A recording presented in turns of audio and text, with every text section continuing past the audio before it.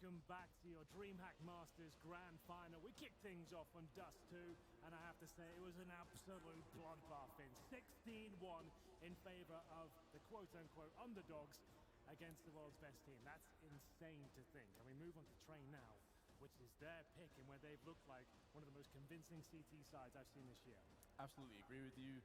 MSL having Device in his back pocket, no problems whatsoever. And Train, of course, another map where AWPers can prevail.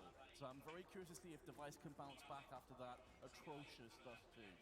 Really didn't go in his favor, and he is going to be talked about the most. It wasn't exactly the worst performance from him, but he just actually was getting bested by the in-game leader of North, someone who was considered before this tournament just to be there for that reason. He was the only real viable leader for them, didn't bring much in the fragging department, but how has he changed his game around this significantly? I couldn't tell you. Whatever diet or regime he is on in the player break, I think we should all be subscribing to it. Either way, ladies and gentlemen, map number 2 is about to begin. Let's make some noise.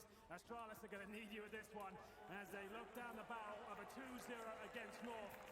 The knife has been completed, and that's some bad news for Astralis fans. It's North going to be starting on the CT side here on their favorite map, and where they've shown to be the most innovative on this particular map we've seen so far. Either way, let's get into it. Have a look at the buys. Astralis with 2 smokes, 3 flashbangs, a P250 for Zipex.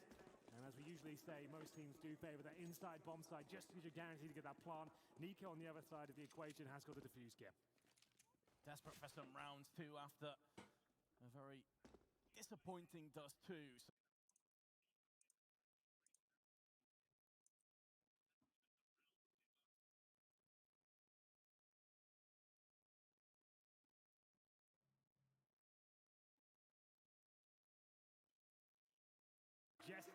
The reason behind that is you are guaranteed a plant, but North seems to be guaranteed headshots every single round, Vince. This was Nico getting it done. He used to play inside for Heroic, and I used to say I thought he was one of the best players at that particular position. You can see why. Excellent stuff by him. Gets it done, and the bomb does get planted. I mean, it's AKs in the third, so Astralis at least left with something going forward. This should be the full eco here. I'm expecting to see rifles from North right now. Indeed, they have 3 of them and 2 SMGs. That's about spot on. Get a good mixture of long-range firepower and some utility to deny the bomb here. Now, we discussed yesterday that the main objective here in these rounds of the CTs is to make sure that bomb doesn't go down. Ideally, you want to have someone close range inside to deny that prospect and make sure they can't actually sneak it down. If a scout at the back of the side, for example, chances are they will plant.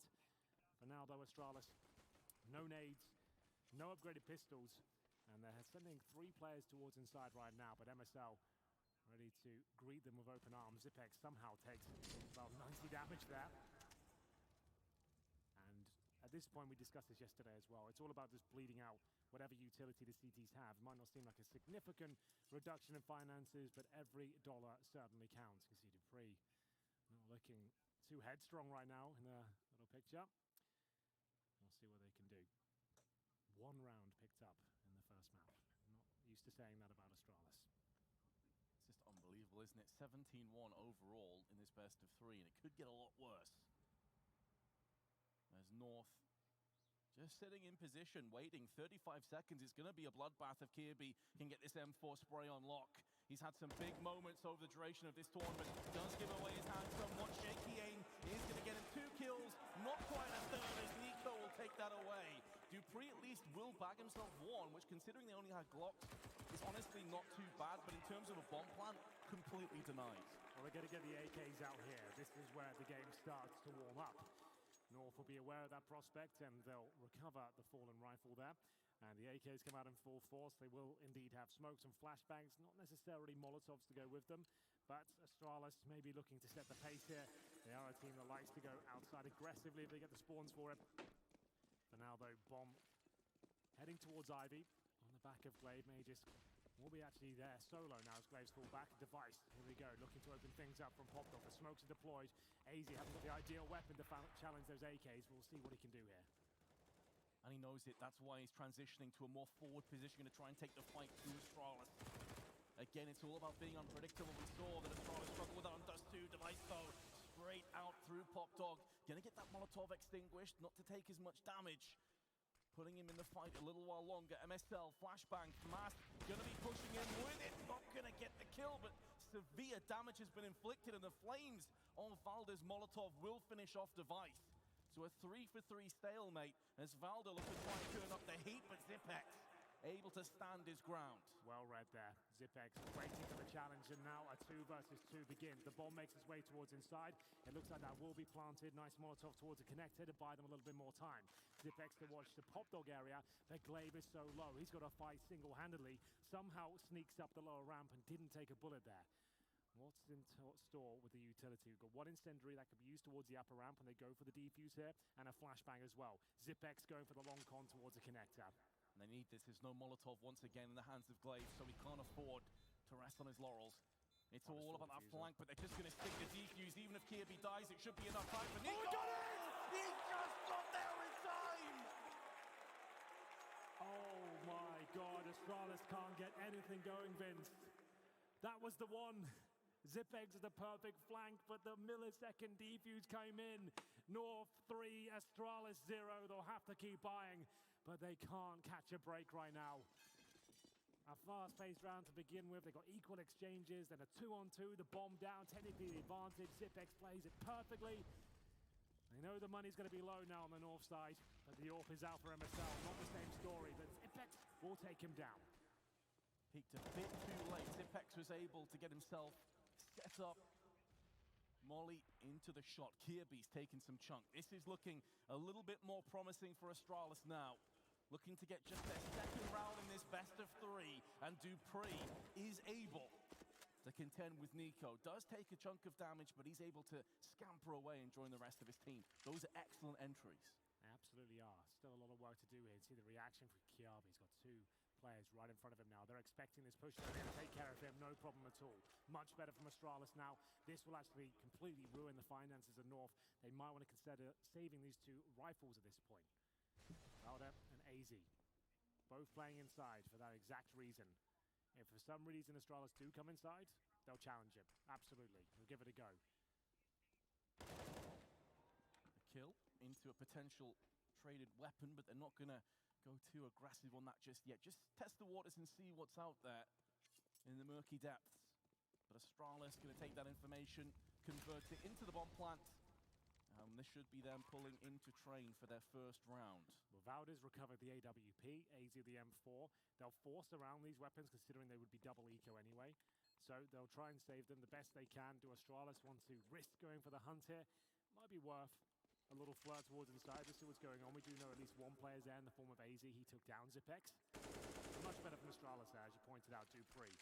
Fantastic entry player, manages to get 2 very strong kills there, and then they didn't overcommit, they didn't panic. They waited for those fabled reactions on the CT side. As soon as you know you've got an advantage, or indeed a disadvantage on the CT side, you need to try and reclaim map control, get a frag back, and that's what Dupree is waiting for. Punish the push. Now at 4 versus 2, Astralis convert the round, but Valder does recover that AWP. So there we have it. AZ and Valder will do what they can. They're going to give the AWP to MSL. They definitely will force into this round, Vince, and try and steal the momentum back. This was Dupree waiting for aggression. This is exactly what I'm talking about. Seeing if that reaction would come from. As Kiabi being dropped, they have left themselves with nothing here. North are going to try their very best to win the 3 pistols, 1 AWP, and the M4A4. Gives them enough to be a real threat in this round. MSL going to play aggressive into team A. Joined by a couple of his brothers in the form of Nico and Kirby. No one inside right now on the CT side. Valder's only just got there from Connector. So they're taking a real gamble here. Smoke's outside as well. This could work out for North. But the bomb's inside. Okay, so it is a bit of a ruse. Good smoke, but that's just going to shove them towards the upper ramp. Valder's going to use the smoke down on ramp as some kind of safety net, but he knows now this player's up on catwalk. His days are numbered. He's been funneled out. MSL, though, at least is going to land 1 option. I believe he just saw a pixel of a player dropping down from catwalk, but it doesn't matter. Astralis getting themselves in the rhythm, shifting through the gears. And North are eyeing up the very real possibility of an eco in the next round. In fact, it definitely will be. Even if Kirby can save this, they can't really justify the buy. That's a big if, by the way, because Magisk's on the prowl. We'll see whether Kiabi can save the weapon here. Right towards T-Spawn. Lovely shot by him. Takes him down, but that's going to be 2 in a row for Astralis. They've doubled the amount of rounds they've got on Dust 2. So far, so good. On the T side, it is very difficult to pick these rounds up. You're aiming for about 6 or 7 would be very good score margin to get. Obviously, more than that is always going to be beneficial. But realistically, in this matchup, that's what we're looking for. North will save the one M4A4 here, and this should be a timeout and an eco. I don't think they can justify much more than maybe a P250 here or there. Zipex getting it down towards inside, negating the danger of the AWP. Actually took down MSL towards the connector there. Great shot by him. The coach of North, Ave, used to be teammate to Zonic. What a nice little comparison there. Now rivals, both coaches. And the timeout here just to calm themselves down. North will not be purchasing anything around this M4, not even any grenades or anything. Kiabi saves an incendiary. He's got a CZ as well. He could drop the CZ. Might miss out if he doesn't realize he's got that. Could give it to a team, maybe more beneficial for one of them. But this should be a bit of a gimme for Astralis. A chance to start building some momentum, some bankroll as we get into round number 6 here. And one of the best teams, of course, of systematically shutting down anti-EQ rounds and not slipping away, not giving too much away for free. We'll have to see if that continues to be the case here, because North, if nothing else, they've been very unpredictable over the duration of this PO3. Kirby thinks about pushing with his lone M4. Not going to go for it as a Molotov lands in his eyes, and out come Glaive and Mages. Gives to be Glaive to claim the first in round 6. And there should be quite a few more kills to follow it up. Kirby, though, does get that frag cleanly. He's still on 100 HP. He can't go out and salvage the AK-47, but it's going to give the rest of Astralis a bit of pause for thought. Device takes that round to the head, but is at least going to trade out MSL in the process. Not a bad hold thus far for North, but Astralis have a huge advantage still. Oh, Dupree! The one tap onto Valda. Didn't know what hit him. But AZ's going to come back, and once again the pistol is going to be a trusty sidearm for North to hang off. Kirby now 1-on-3. Made a move last seen in connector. Going into Ivy, see if he can maybe catch Astralis unawares and off guard. If he can drop the bomb carrier and survive, things can get really interesting. He's 7-2 thus far. Misses out on the spray, and that probably is going to be ticket punched in. And Zipex will be the man to deliver just that. 3-3. Got a little bit troublesome at one point there, but Astralis do tie things up. You're absolutely right. Lost 2 players in the process, but they removed the M4 from Kiabi. I don't think we'll see an AWP on the CT side here. That is fine. I think they're actually better with the 5 rifle approach. That's when they can start doing what I was calling the alley-oop plays. They can start flashing each other in, start bullying anyone who's waiting towards the inside, Brown Hall's area, or the main entrance. That's where they seem to get their best picks. Device completely flashed to start. Brave to stand there in the open, but it will hold strong. Zipex has Pop Dog as well. So far, so good for Astralis. Great map control to have very early on in the round. Device able to snake his way out of T-main already, but not going to be able to flick to Nico. There's a boost up from Astralis, but Dupree's taken a beating down to just below 50% of his health. So the early trades, solid on the side of North. Looking to bounce back after a rough previous 3 rounds. Towards inside they go. This will be an execution of sorts. You can see Majors holding Ivy for now, but starts to back away. He'll be joining his teammates. They will set up a smoke execution here towards inside. They've still got 3 of those, 2 Molotovs as well, but MSL and Valda both in towards inside. One watching up, but that's MSL. Valda patrolling towards that lower ramp from the bomb train. Oh, that grenade, that could do a boatload of damage there. Doesn't do as much as I thought, but Dupree takes it on the chin. 40 seconds remaining. They are not going to fall back from what I can tell here. They do not have anyone towards Pop Dog. This is a full commitment. Valda so different spots, and MSL does so much damage towards Glaive, but can't find the fragment yet. Valda, though, is going to be good on the coils, and now there's so many angles that Mages has to watch out for. MSL will get the revenge kill. Much, much better by North.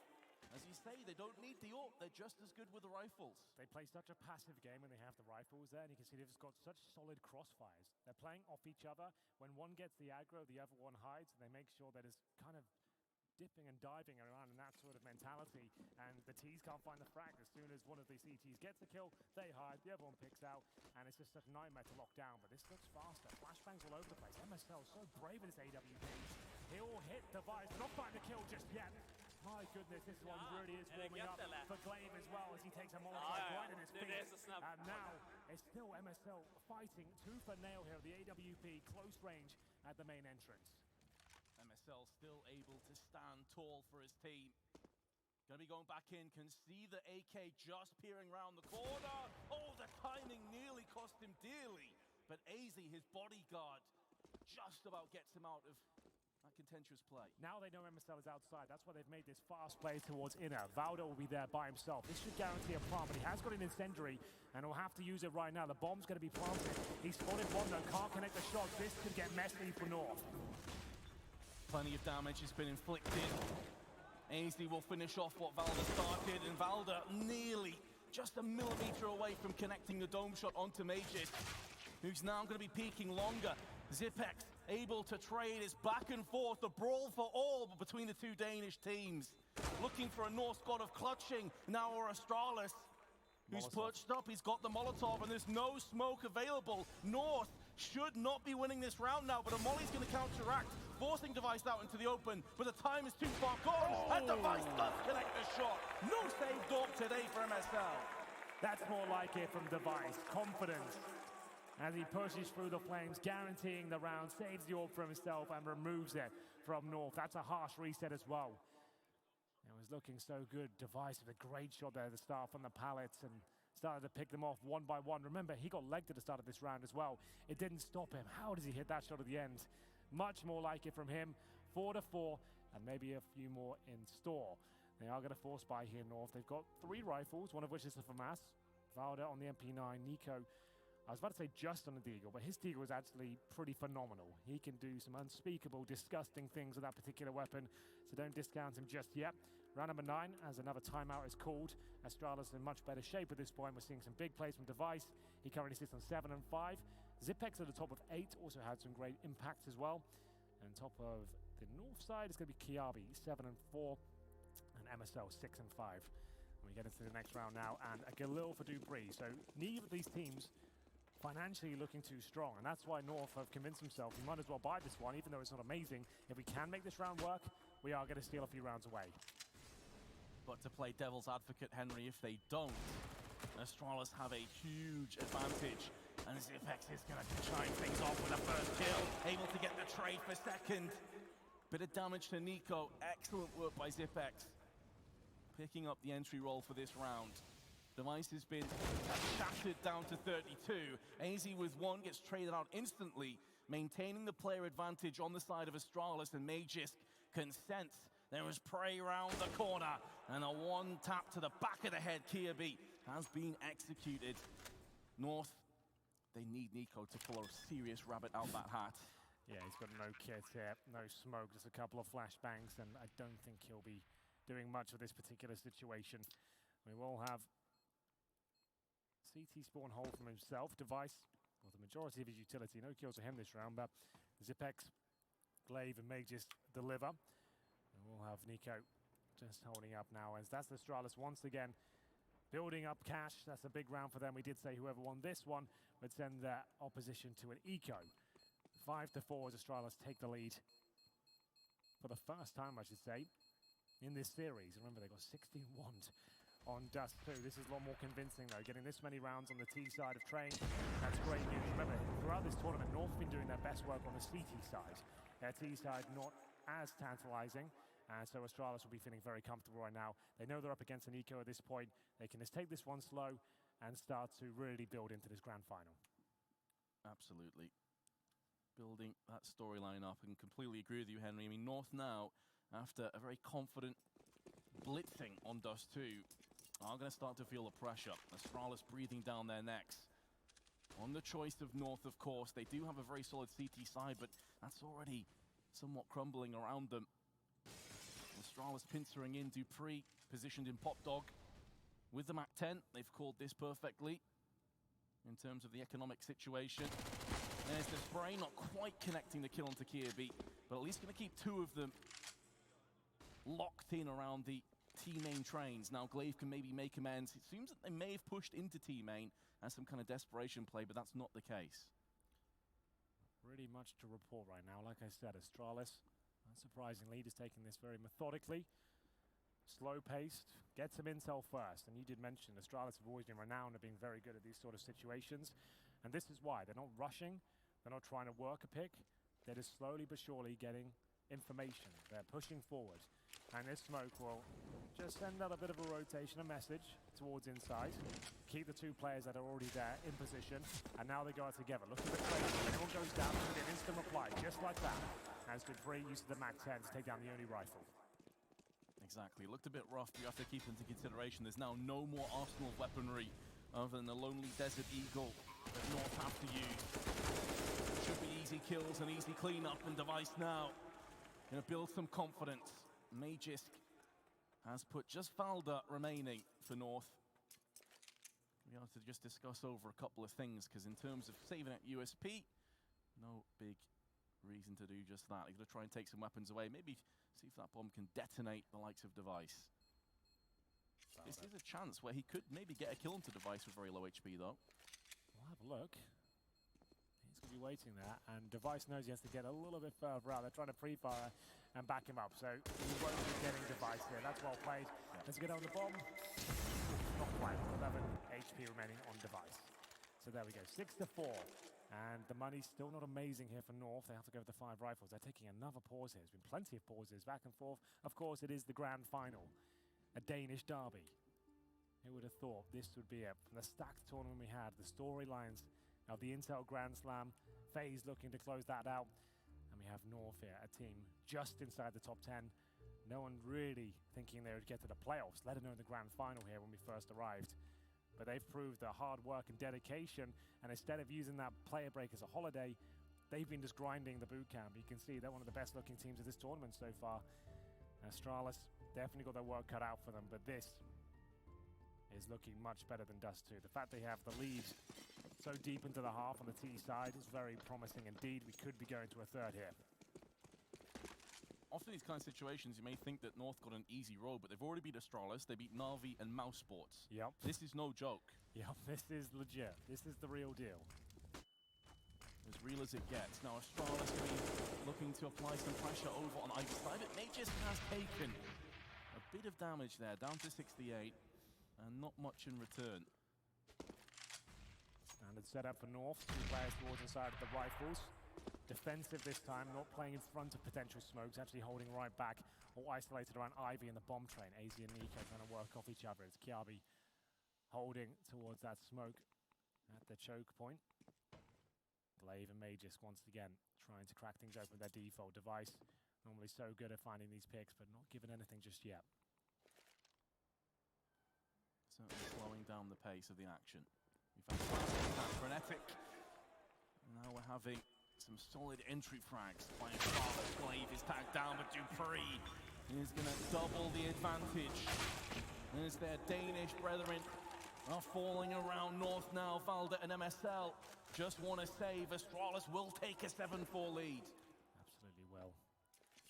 3 maps looking more and more likely at this point. North haven't really been able to approach much. Remember, they got the pistol and the 3-0 lead. They've won a single gun round since then, and were completely shut down afterwards.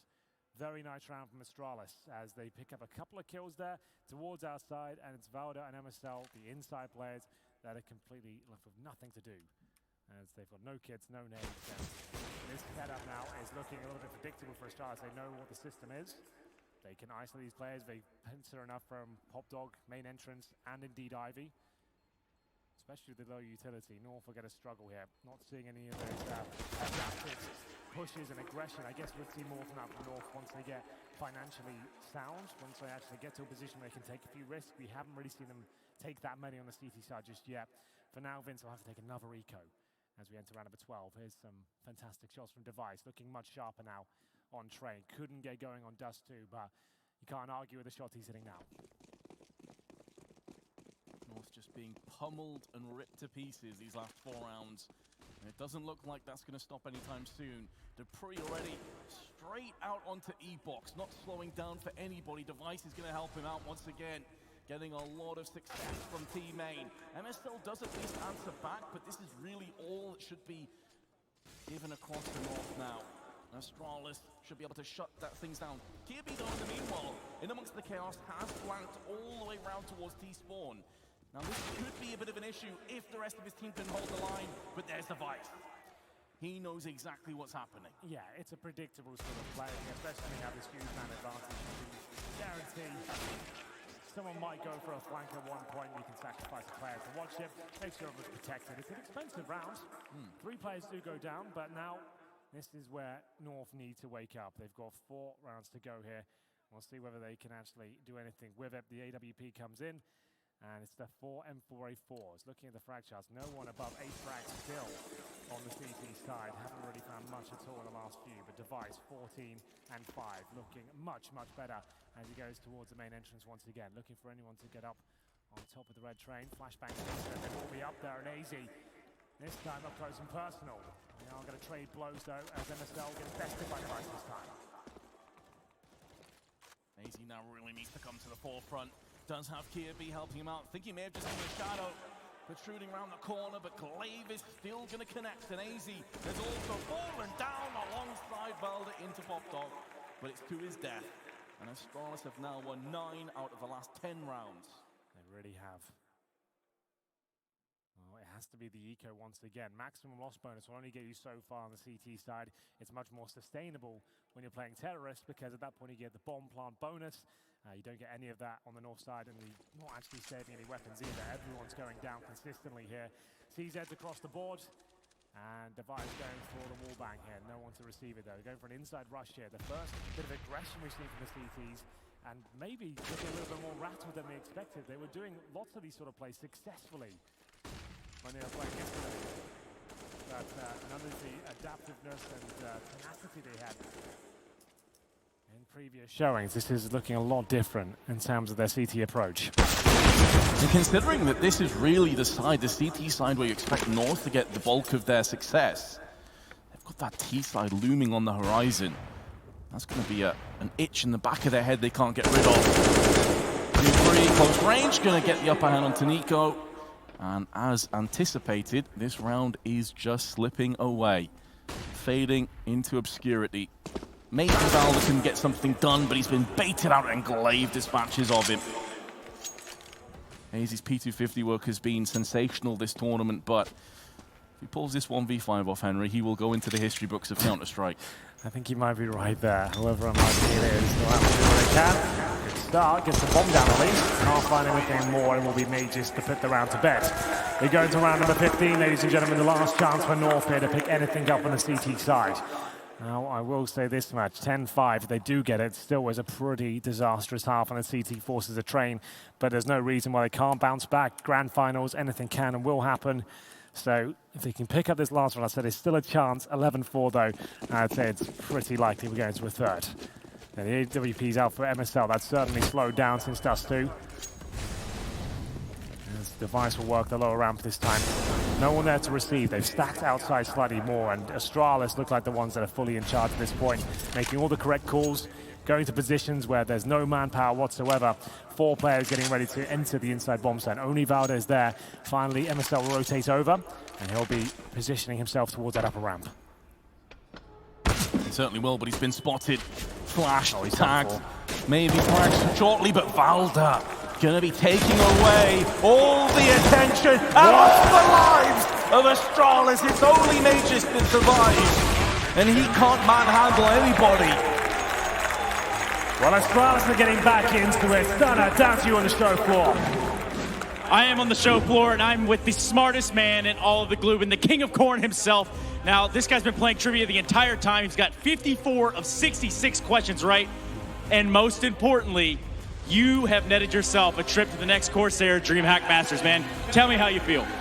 Yeah, it feels great. I just want to thank my friends over here. For Googling the answers? Yeah, exactly. So it's that's fine. Outstanding. Congratulations again. And there were a couple signs around here. I think this one was the one that caught my attention the most. Henry and Vince, what do you guys think about this one? I mean, I've done enough kissing on cameras before, Vince. I'm going to save you the experience. I can assure you it's not a pleasant one. But thank you very much for the sign all the same. We do appreciate it. It is going to be the second half beginning very shortly. And we did say 10-5. We still believe this could be possible to some extent. It's still very unlikely that Astralis don't win this map. But Valda might light the fire beneath them right before halftime, bring something back in their favor, at least gives them a buffer that they can win the pistol. It's not over yet. Downside is Device, who was asleep, is now 15-7. He has awoken. Yes. The Juggernaut himself is now starting to get some momentum behind him. Yeah, that's a very exciting prospect for Astralis fans, let me tell you. When Device comes online in Grand Finals, it's something to behold. Either way, towards inside as usual. MSL with the connector Molotov. We normally say post-plant, but it seems more teams are focused towards actually delaying rotations at the start where the bomb goes down, instead of saving it for the post-plant 1v1 perhaps with the Molotov available. They will go towards inside, but that HE grenade of Zipex, he is ready to deploy that, but they're going towards up. It won't do any damage, and this could be a nice opener as AZ with the P250. Great shot by him, and Zipex doing everything he can with that CZ. Good for one, but low HP, and they're coming for him now. Yeah, he's living on borrowed time. He's just trying to stall for the rest of his teammates to get there, knowing the terrorists can't push him too aggressively. Bomb still has been planted, but will be momentarily. And although Zipex didn't necessarily have a huge amount of influence in terms of kills, he did a lot of damage. MSL and AZ are both struggling alongside Mages. Blaze now coming in, taking damage quickly, switching his attention to the bomb site, and the kills now flowing in for Astralis, leaving Nico in a 1-on-3. And Astralis have got it done, and I think the unsung hero there really is Zipex. He did a lot of work. He stayed alive for so long, and sure, he only gets one kill, but the fact he just stays there, getting the information, denying the plant for so long, and making sure the rotations can come through, you're absolutely right. That's what an anchor is supposed to do. He doesn't need to find all the frags. He needs to delay and make things uncomfortable, make sure they can't push down. That's the key thing with an inside push. You notice usually they'll be right down the connector, they'll be right down at the choke points, but they couldn't do it because Zipex is just locking them in, staying alive for so long. So that was a great asset for Astralis. Another pistol goes in their favor this time, and it'll be 11-5. 4 spy in the second round from North. This is not conventional. Most teams will get the AKs out in the third, but they know they need rounds and they need them right here, right now. CZ's 1 UMP. Lose this one, 12-5 down for Nico. That will pretty much be it. Against Astralis, one of the best teams at closing games out in these kind of situations. It certainly is getting a little bit too far gone. Nico going to take a bunch of damage before the push starts to come into play. Excellent teamwork. Molotov forces Dupree out. Kirby will finish off the rest. These are the kind of alley-oops you were talking about before, Henry. They need to land that slam dunk afterwards, and so far Astralis have been able to guard as best as possible. That could open up some inroads though. North, 55 seconds left to get something done. Nades being exchanged, but it's not going to do any damage to North, who is still posturing, still pondering just outside of the B site in the box halls area. Kirby making a move down into the smoke of ramp. Nico's watching the back, just to be sure that no one's flanking. And here we go. They're pulling the trigger for the execute. Incendiaries are being exchanged, though, stopping them from the ramp push for the time being. Now under half a minute, Kirby's going to be going in first. He started the round off for North, but a flashbang is going to turn them for a few more moments. Zipex is already going through some of that magazine. He's going to need to anchor once again. They're okay with the bomb plant as long as they get the kills afterwards, but it's going to be Kirby that strikes for a second time, and only Magisk has counteracted with one of his own. Now the fight is coming in. There's Magisk again, and it's looking a lot more of a workable situation for Astralis. Absolutely so, Vince, but the bomb's still ticking. And there is a flashbang being deployed right now by AZ, trying to help his teammate out here. MSL doing a good job, at least leaves him a winnable situation, but one that won't be realized. As AZ goes down, it's a great attempt there. They got the opening kill, the bomb planted, but the retake is just too strong from the Astralis. And they'll have 2 players survive with M4A4s, and at this point, North, with $3,000 per player, need to work out what is going to be the approach that gets them the maximum chance of winning this game. I think they have to take an eco at this point and wait to get the AKs out. That means going down 13-5. Not ideal.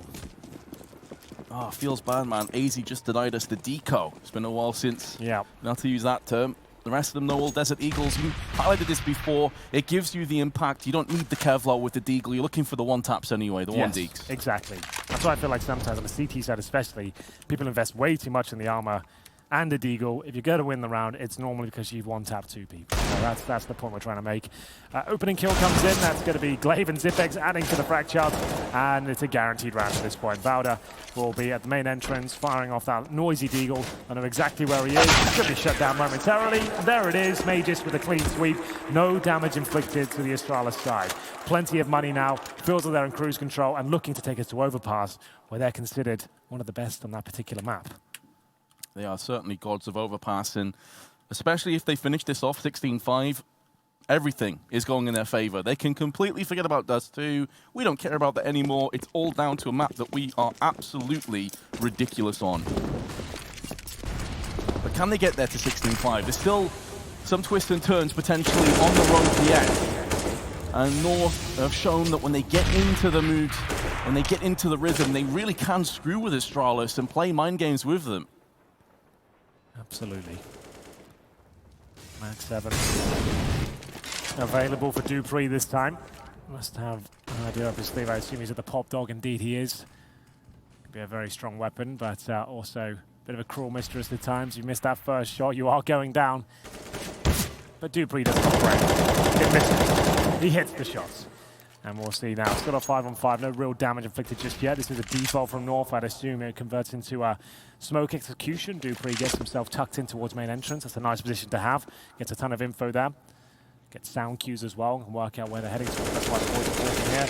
MSL's flashbang towards Pop Dog, and no one there to receive. They've got the aggressive angle in team main. They don't need to go aggressively in Pop Dog either. And if things get a bit too hot to handle and North get out onto E-Box, then definitely watch for Dupree to make a move around the back of them. But it's not going to be an A-centric hit with just over 30 seconds on the timer. North are going for broke onto the B site, where Zipex once again, who's been in form, he is waiting, but he's only going to get one, and he is alone. So the very least, it's a bomb plant, and with a lack of any presence at the back of the site, now Kirby can look to push it himself and get in those off angles. They might as well save at this point. It's 13-5. You do not need to go for this. Let's keep the money strong. No reason to risk anything. If you went for this retake, it's almost certainly not going to work out for you, considering that fresh smoke just went down the connector. This is a good call from Astralis. Might be more of a boring approach, you could argue, but they took a bit of a gamble with 4 players outside. Zipex technically did his job. He went 1 for 1, but he couldn't delay them much further. And at that point, North completely run away with the round. So Astralis made a good call to save the AWP, to save the rifles here, and we'll close this out. And maybe remove any sort of money and chances they've got. That's what we are looking for. That's not bad. That's $1,800 in the bag as well. 900 per kill. And there we have it. It was looking like such a clean, perfect round from North, and then that happens. And you built it up. You said Dupree does not miss. Yeah, well, and there we go. You're right. Easy. And now he gets an AK instead of the Mag 7 and an extra $1,800. So that couldn't have really gone any better for him. Just waiting for his chance to strike. 2 shots, 2 kills. And he'll find himself now with the AK-47. No AWP available on the T side. MSL's actually on the Galil. Good chance for the reset here, considering that round was so expensive towards the end. Astralis still on the verge of taking the map. Oh, that's an uncharacteristic miss. Device nearly gets punished. This Zipex is going to die as a result, but it's a triple stack.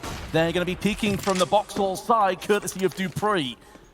And although Zipex did get traded out, this now still maintains the player advantage for Astralis, with North trying to brute force their way out onto B. They have plenty of mollies, plenty of utility at their disposal and time, so they don't have to completely bite down on this. They can get some shenanigans over onto the other side of the map, but have a look at Magisk. He's making a move around the back of them.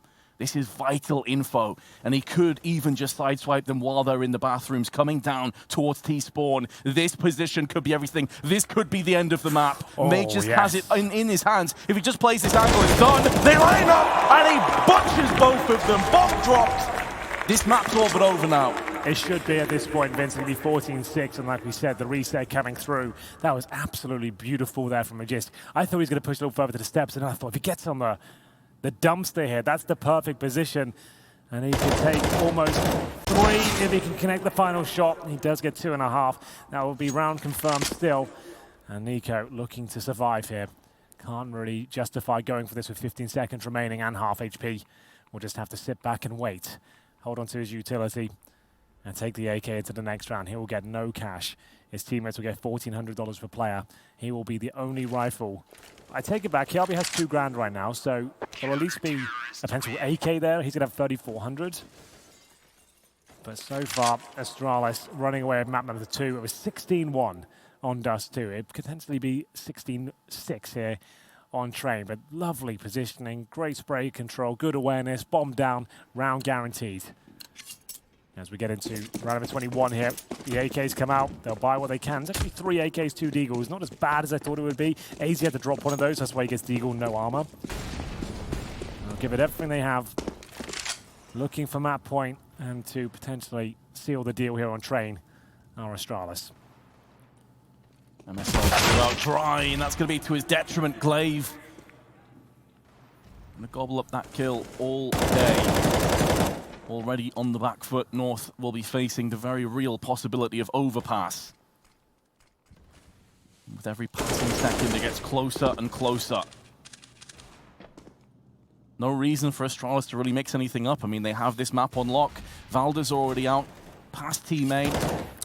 When you have the man advantage as well, Vince, you know their money's wrecked. You don't have to be pushing anymore. You just hold up, bolster your defenses, get the crossfires down. And nice shot from Nico. Is it going to be enough to even get them close to a bomb site? Time will tell. As Valda, he starts to make it look a bit more convincing now. All of a sudden, it's a 3 versus 2. Kiabi with the Deagle. All of these kills coming out of nowhere, but Device is still alive. He has spotted one potentially here getting up the ladder. There it is, takes off the head of Kiabi. And now it starts to look more promising for Astralis to find round number 15. Bomb's also dropped out in the open, 35 seconds. They're going to have to retrieve that. Nico's now got it. But in terms of Zipex, he's going to be able to deny the bomb plant. It took a bit too long for North to get the bomb planted down. And Astralis will punish them 9 map points. Well, no bomb planted, and that was the force buy before with almost nothing in the cash reserves. It will be even less now, $1,900 per player. It will be a mixture of CZs and Desert Eagles, I would say at this point. We're going to have smokes, flashbangs, and indeed just those pistols, a Molotov for Valda, and this should be the final round. Even if it's not, North would just be delaying the inevitable on the B side against Astralis at this point. Oh my goodness, the grenade lands a ton of damage, and Glaive starts to pick them off as it goes into a 5 versus 3. That should be it. It certainly should, Henry. I think the curtain is coming down here on Train as Astralis pull away. Next stop, overpass. AZ 1 on 5, tagged up, gives his position away. And there we have it, ladies and gents. Give it up for Astralis. Great performance there on Train. And indeed we go to overpass, and some of the greatest grand finals are defined by their third map. It's the great equalizer towards the end, and we're hoping we can get a very competitive, close game. Both of these teams play overpass, and hopefully we're going to see a different side to both of them. 16-1 in the first, 16-6 in the second. And Vince, surely we can see it go the distance in the third. What do you reckon? I really hope so. From the neutrals, I cannot wait. I'm hoping we get really close here, but I've got to say, when you've got Device now waking up, everybody on Astralis seemingly kicking up a notch, yes. I do fear the worst for North. It is strange as well if you think about it. Dust 2 was Astralis' pick. They get 16-1. And we've been talking about North and their amazing CT approach on Train like for the last 24 hours. I haven't stopped thinking about it. And today they just looked very flat. They couldn't have the same aggressiveness and dynamic play that we saw, and those alley-oops. None of it happened. But that's enough from us for now at least. We'll throw it to the analyst. I'll be back with the third map very soon. Thank you very much, gents. Yes, indeed. All the way to the third, and so far it's been a bit of a weird one. Both teams losing the map they chose convincingly. Dust 2, of course, went the way of North. It was Astralis' pick, and this was supposed to be North Train, but it was all Astralis in my eyes. Yeah, look, North came out flat here on a map that, as Henry was alluding to, we're expecting big things. But maybe there's a curse going on in this tournament, Alex. The teams that seem to win the first map in these series tend to lose. If you think about this, FaZe won the first map against Mouse, they lost the series. Mouse won the first map against North, they lost the series. That's just in the playoff bracket alone. I think NRG had a similar thing happened with against NIP in the group stage. So maybe winning that first map isn't as good as it should be. But this is good that we're getting the Astralis we want and the device we need to see, because he is a top 5 player in the world and he's putting on a top 5 player performance right now. Yeah, this was so gorgeous, just watching this man work. He caught them in places you probably don't feel like you should be dying. Look at that. I mean, in some rounds combined, it just felt like almost every frag didn't make sense on the receiving end, but he made it work. And I mean, you guys were having the conversation before we came back. If he continues this, Jacob, he's up for the MVP. He's up for the MVP without a doubt. I think he's by far, as you said, a top 5 player in the world, and he has been, I wouldn't say shaky this tournament, but it hasn't been consistent as he normally is, right? You never see him have a bad game almost during a tournament, but he has it up and down in this one. So it's good to see him come on and put a lot of numbers on the scoreboard. Joined by Supnik's almost 100 ADR as well. That's also very important for them going into Overpass, and that's where I think we should head the conversation now. We have Overpass as the designing map.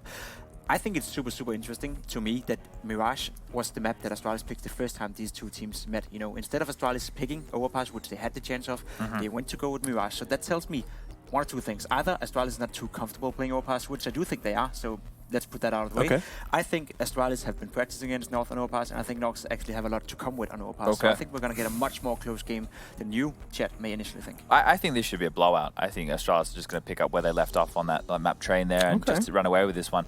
We were talking about in the pre-game about MSL and the opening kills. He was the highest for his squad so far, and in that game there he had 0.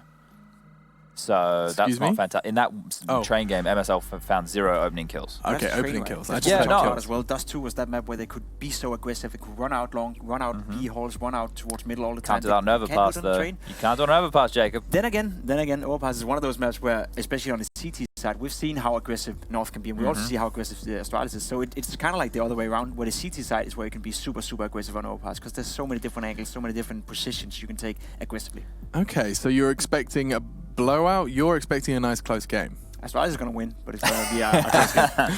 Okay, interesting. Now, we haven't got that long. In fact, it sounds like we're supposed to be heading to a break, but if anyone wants to add any kind of things to watch out for Overpass. A player to watch. A player to watch, perhaps. I just think that Device is on fire right now, and he's manhandled people like Fallen before on a map like this. He shouldn't have any issues doing the same thing to a team like North. Just one last caveat. I know that the Danish guys seem to think that Kjærby is one of the best toilet players in the whole world on this map. Not anymore. Not anymore? He's fallen off? You think he's not there? Okay, well, there you go. You've heard it straight from the horse's mouth. I guess we'll leave it there. Mr. Denmark himself. Thank you, gentlemen. Right, yes, this Danish clash continues after our break, where we venture into our third map. We'll be crowning ourselves a CORSAIR DreamHack Masters champion. Do stay tuned.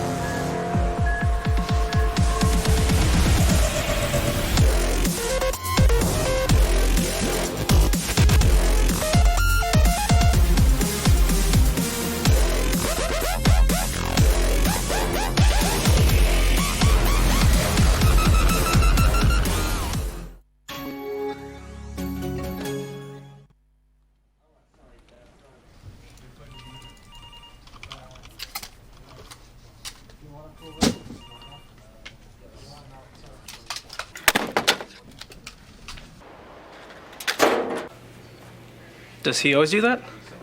Yeah, that's kind of his thing.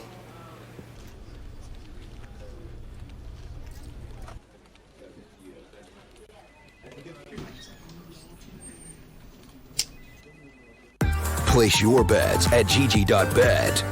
Most popular esports titles. Deposit with convenient payment options. Cool mini games. And 24/7 support for players. Sign up now for the best esports bets at gg.bet.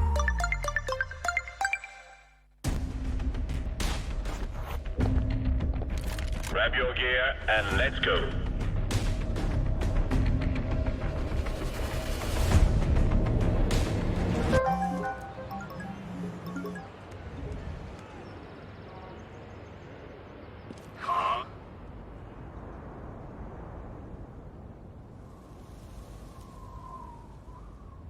With the Strafe Esports app, follow your favorite teams and players, and you'll never miss a match again.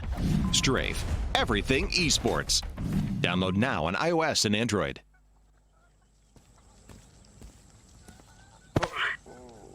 Oh, crap. We've enabled winners to succeed, brought entertainment to millions of homes, and sparked ideas within curious minds for generations. But whatever you set out to do, we can't take credit for your success. We just provide the power.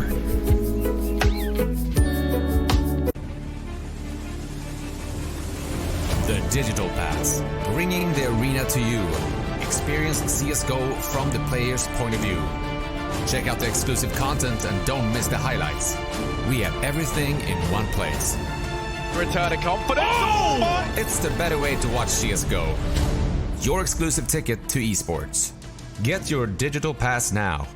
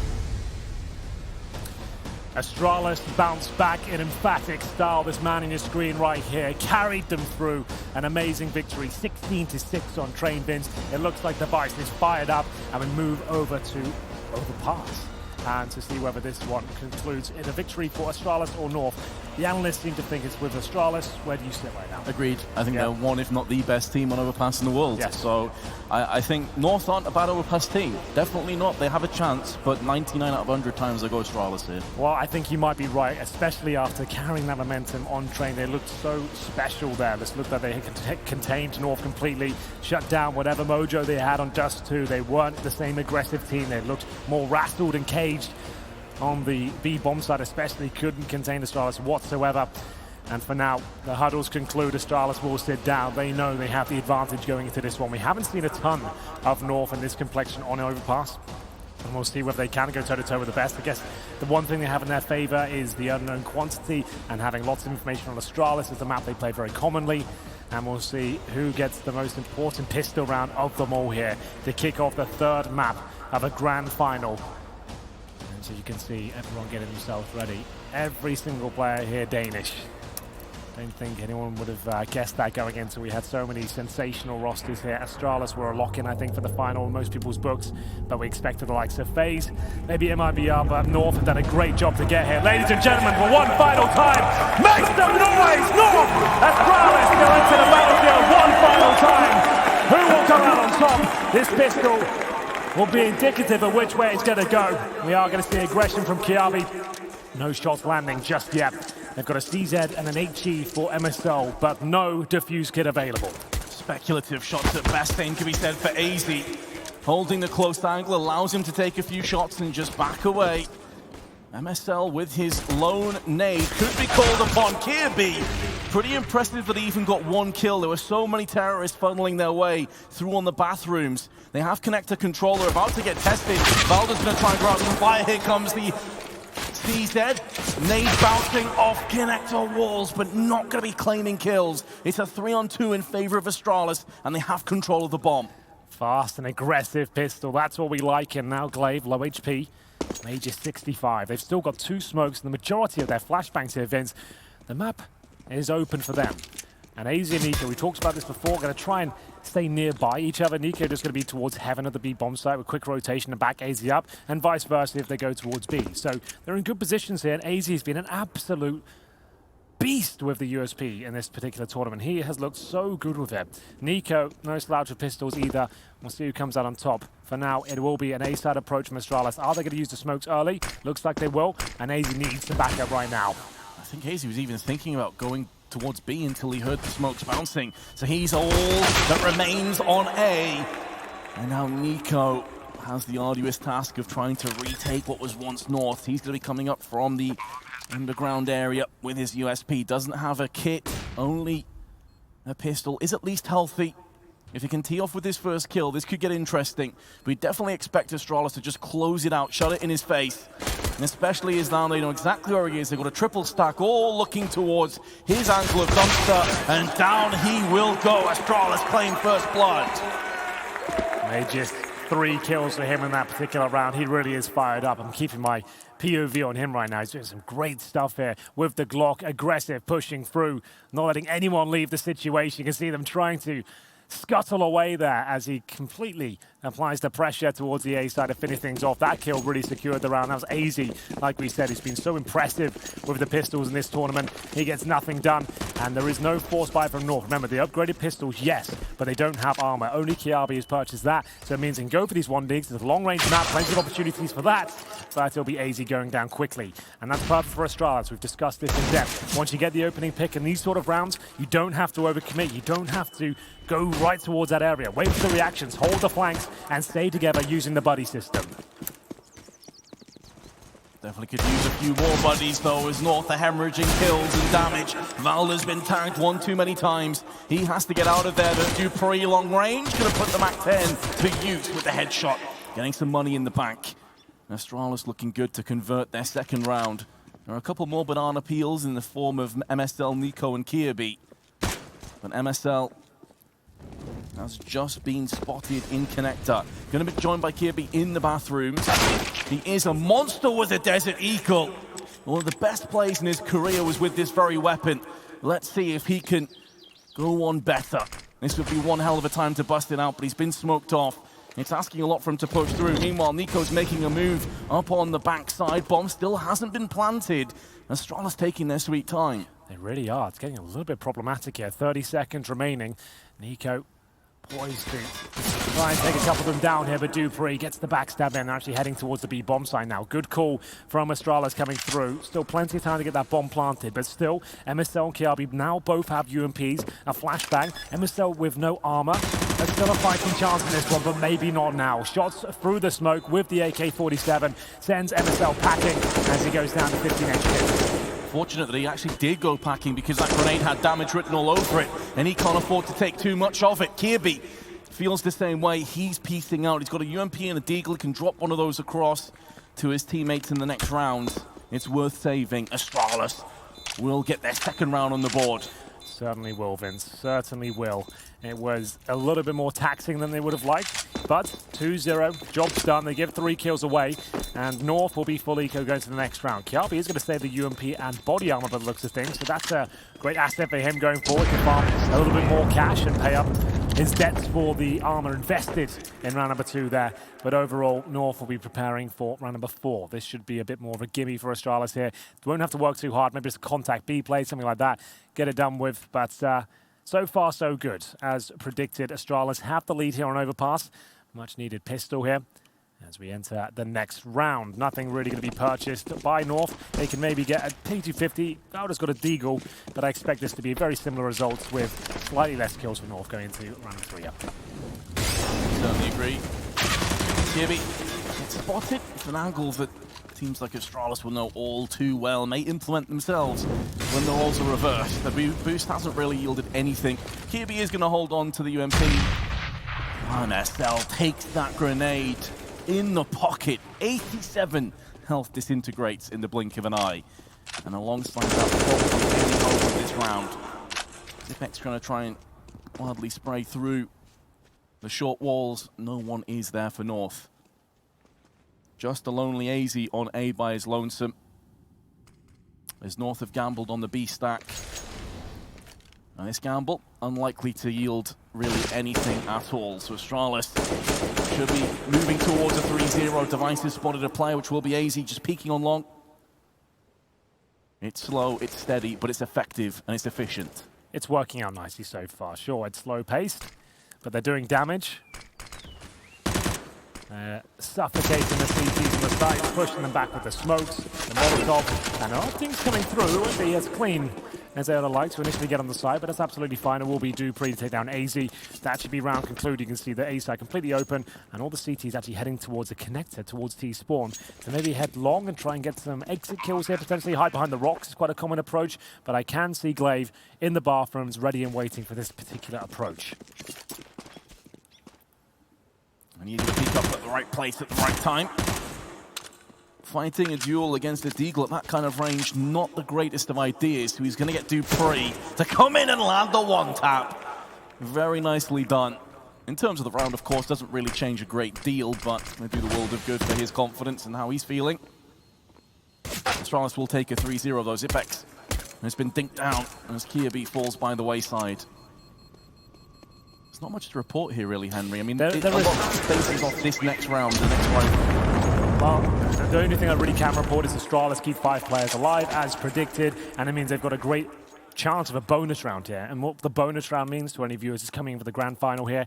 It means when you take your lesser weaponry from your anti-eco rounds and you manage to bring these SMGs, the MAC-10, the UMP, and you know there's a distinct lack of money on the other side. They might not have helmets, and indeed that is the case. NiKo and MSL without helmets here can be very susceptible to the run and gun formations the UMP and the MAC-10 can take, and I would assume Astralis will take a very quick round here. You don't want to be running defaults when you've got these sort of less powered SMGs going forward. You want to make sure that you're going in as a wolf pack and trying to bully your way into bomb sites. You want to do something quick, fast, and unpredictable. That's normally the approach in what we call these bonus rounds. MSL has got the AWP.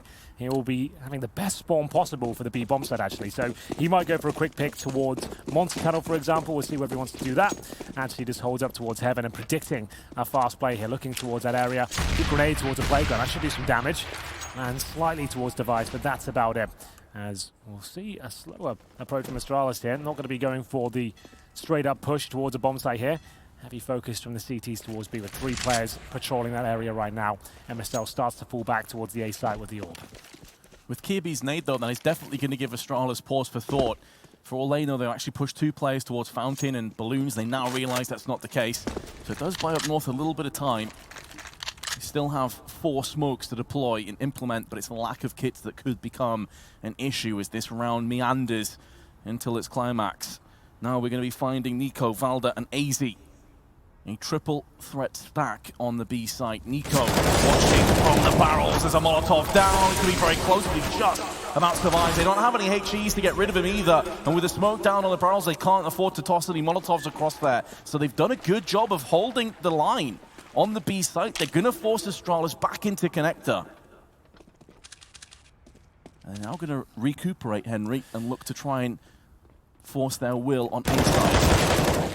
There's Glaive going down. That's both the SMGs dropped to this point. MSL hits the effect. It's looking very convincing for North. Device will fight back best he can. It's now a 4 versus 2. Device and Magus left with a very difficult and tall order as they have to push together now. They have got smokes and flashbangs, but MSL does spot one. Doesn't connect the shot, but that one certainly does. Nice snappy reaction there to find Device, and now Magus just going to try and cause financial damage. Nice down strain. Vicky wants to die at this point, so he gets the money.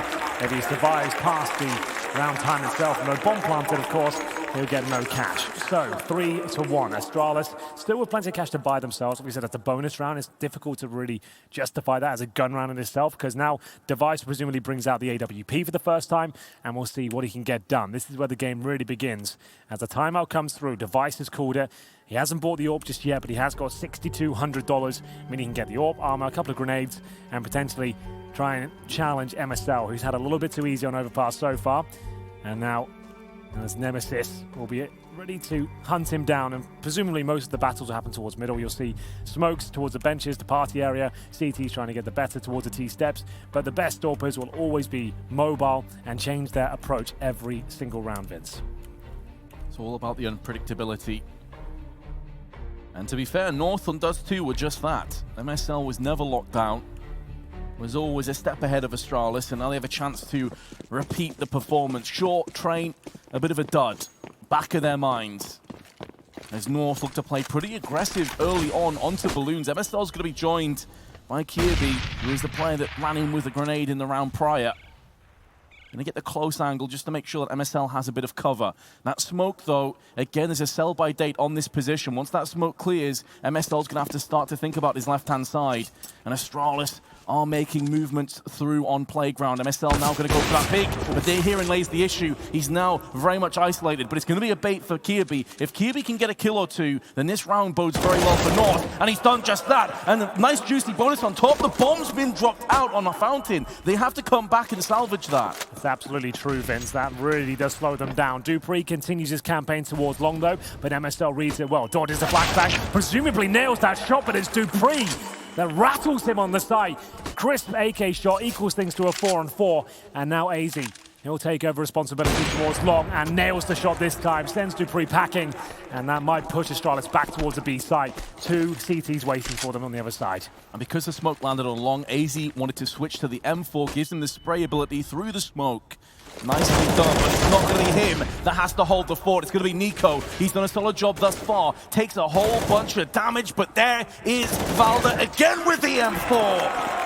And North will hold on for dear life and pick up their second round. Well, we've got a map on our hands now, Vince. North seem competitive here. They're ready to hold off whatever Astralis can throw at them. And like you said, it was MSL the start. Sure, he looked compromised and had to fall back, but he was spot on. He was just baiting KRB in at that point. The idea is the AWPer, normally alone in those positions, KRB takes the bomb down, and whatever approach they wanted to take, they had to put it right and put a stop on it right away, because at that point they have to come back, get the bomb, retrieve it. Dupree didn't fall back with his teammates. He went down, and now it's the eco for Astralis. A quick one towards the B site, and they are getting melted by the utility. Nico with double nade kill. Don't see those every day. And Device will be the last player remaining. B rush, B split, whatever you want to call it. Completely shut down. They get one kill, and Device hoping that a reacting CT player be caught in the connector, but no one to be seen. A chance, though, is to discuss their options to the next round. Lost bonus the third stage into the next. They're going to have $2,400 per player on top of the 2K they have right now, so it shouldn't be an issue to apply. I don't think Device will have the AWP unless Dupree really wants to drop him one and sacrifice pretty much everything for himself. He's got $5,300. 3-3 are all tied up. That's 3 in a row for North, starting to establish their own economy. Remember, they don't need the AWP, but Kiabi has purchased one. He'll give it to MSL. And do they want to change things up at all and maybe go for a hyper-aggressive round, which is very possible on the CT side. You can send that open towards Connector and challenge at the start. We didn't see much adaptive play from their CT side of Train, and that is uncharacteristic for this tournament. I want to see them find their confidence again in that department.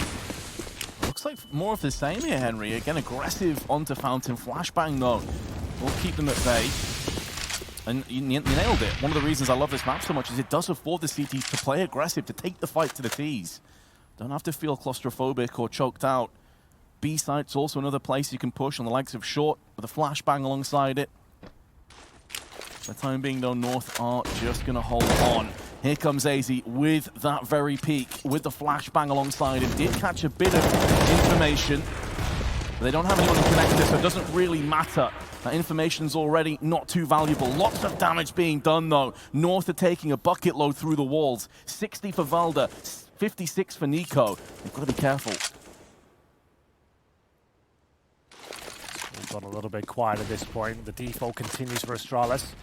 They are triangulating around the B bomb site here. Smoke's deployed. They've got some of the best executions towards this side of the map in the game. Is that smoke missed though? Pretty sure that one should be landing in heaven, as the CTs now have full vision in that particular area. They won't be checking out AZ's position as well. They'll assume that's smoked up. That's a big problem. As Nico looks to spray them down, we'll get nothing. Oh, Valda's gone down too. He could have been the linchpin, but AZ, he's peeing off kills. Finally, going to stop the bloodshed courtesy of running out of ammunition. Did a lot of damage to Dupree, but he's going to come out second best. Molly thrown onto the site, going to try and funnel away the Ts and allow MSL to make some inroads alongside Kiabi, but with MSL being destroyed, Kiabi now 1 on 3. They don't know exactly where he is, but now I think they've just spotted him. And therefore, he may have to think about just running away. Going to use the Molly to see if he can force the hand of one of the Ts to push him on short fight. Taking damage through the wall. The round's done. Astralis will regain the lead after losing 3 in a row. The only question to be answered is, will Kiabi hold on to his M4? And it does seem like the answer is going to be yes. Kiabi can't do anything about it, and that missed smoke almost did come back to Horn Astralis there. We saw AZ Vince get 2 frags. You can see that he's one having their crosses in that position, because the execution, that's supposed to be under lock and key. That's smoked off, not supposed to be any sort of problem whatsoever, but still they win the round, and that's the most important thing. Money's still okay for North. They'll still take a timeout. Seen plenty of those, and it makes a lot of sense here. It's a Danish derby, lots of mind games to be played. They know each other inside out. Glaive and MSL trying to outsmart each other. They're both the in-game leaders of their respective teams. As a Device will get the AWP out once again, he had to drop a UMP for his teammate Glaive. Money's not great on their side. It's the same story for North as well. This is why we take the pause, because they know the gravity of the situation if this one falls apart. And Astralis give this one up with no bomb plant coming down, they could be in a lot of trouble, and North could start to pull away. North, though, still trail 3-4. MSL the AWP. We haven't seen much adaptation. We have seen him try towards middle. I'd like to see him get towards maybe that connector position or chain things up and get it towards the B side. But for now, this is different. He will head towards long, presumably boosted up on the flower bed. And it's not the classic boost. He's actually going to be on top of a player's head. And Astralis start their campaign towards B. Refine those boost positions. Nothing to be seen. The nades coming through. Didn't do a ton of damage towards Magisk. But now they have water control as they head towards shore. You can count himself lucky, because it did seem like he was going to take a lot more for a moment there, Magisk, which should have put him already on the back foot. Feels like this certainly is one of those first key points in this final map. A lot rests on it. If North were to concede, they're in serious trouble if this CT side getting out of control. And Astralis know it, going to be tossing in the grenades. Now, Nico's been there time and time again. It is a little bit telegraphed, and he's just got wrecked off those nades. Yeah, he really has. They're unlucky not to even get a kill there. If they were slightly deeper the grenades, they would have taken him down, but that's been a calling card of theirs on Overpass for a while. They really did show how powerful HG grenades can be in CSGO. Before, they weren't really a conversation topic at all, but Astralis have showed us, especially on Inferno, how powerful they can be. And when you're the best, a lot of teams will follow soon. It's becoming part of the meta now to have triple nade stacks, and North have certainly demonstrated that throughout this tournament. It's going to give Nico some questions later on as he gets smoked to health. But he is still alive. That could focus some attention towards him, allowing AZ to just go ham. Valda is also in prime position. 18 seconds left. They need a hero. They need a pioneer to pinch that onto the site with, and they're going to get it in the form of dupreeh. Again, the entry king for Astralis will strike in a form of the bomb plant, and Zipex is going to lay down MSL. Kirby, not for the first time, has to try and walk over the destruction of B site. And dupreeh will silence him too. Excellent work, dupreeh. Pristine entry fragging. Yeah, that was so crisp by him. Just completely decimates the site upon arrival. It got a bit dicey there. The positions are actually quite decent from North, but as you can see, dupreeh, no problem whatsoever. You can see the tracers of Valda on the ramp and manages to have a real nice shot here to shut down any sort of potential of the clutch from Kiabi there. We did say the money was starting to become a problem for both teams, but Astralis with a nice clean round there. They're reading the situation well. Mages picks up the MAC-10, knowing they won't have armor, potentially just pistols, and he can have a lot of fun this round, farm some cash, and sends North packing around number 9. Should be 6-3 here. They haven't got much more than some PT-50s and 1 deagle. That's a rough molly for Valda to deal with. Landed by his feet, nothing to extinguish. Out into the open, Magisk will take that all day long, looking for more. Not going to get it, but it's only a MAC-10 that drops. No great use for it for North in the next round, and to make matters worse, they've lost AZ. So Astralis on the brink of taking a 6-3 lead. And North being into a full buy. It will be a healthy full buy, but they're running out of rounds at this stage. dupreeh with the plant, going to funnel the 2 remaining CTs up onto Bank and the dumpster respectively. The latter being smoked off. The former about to have dupreeh's presence there.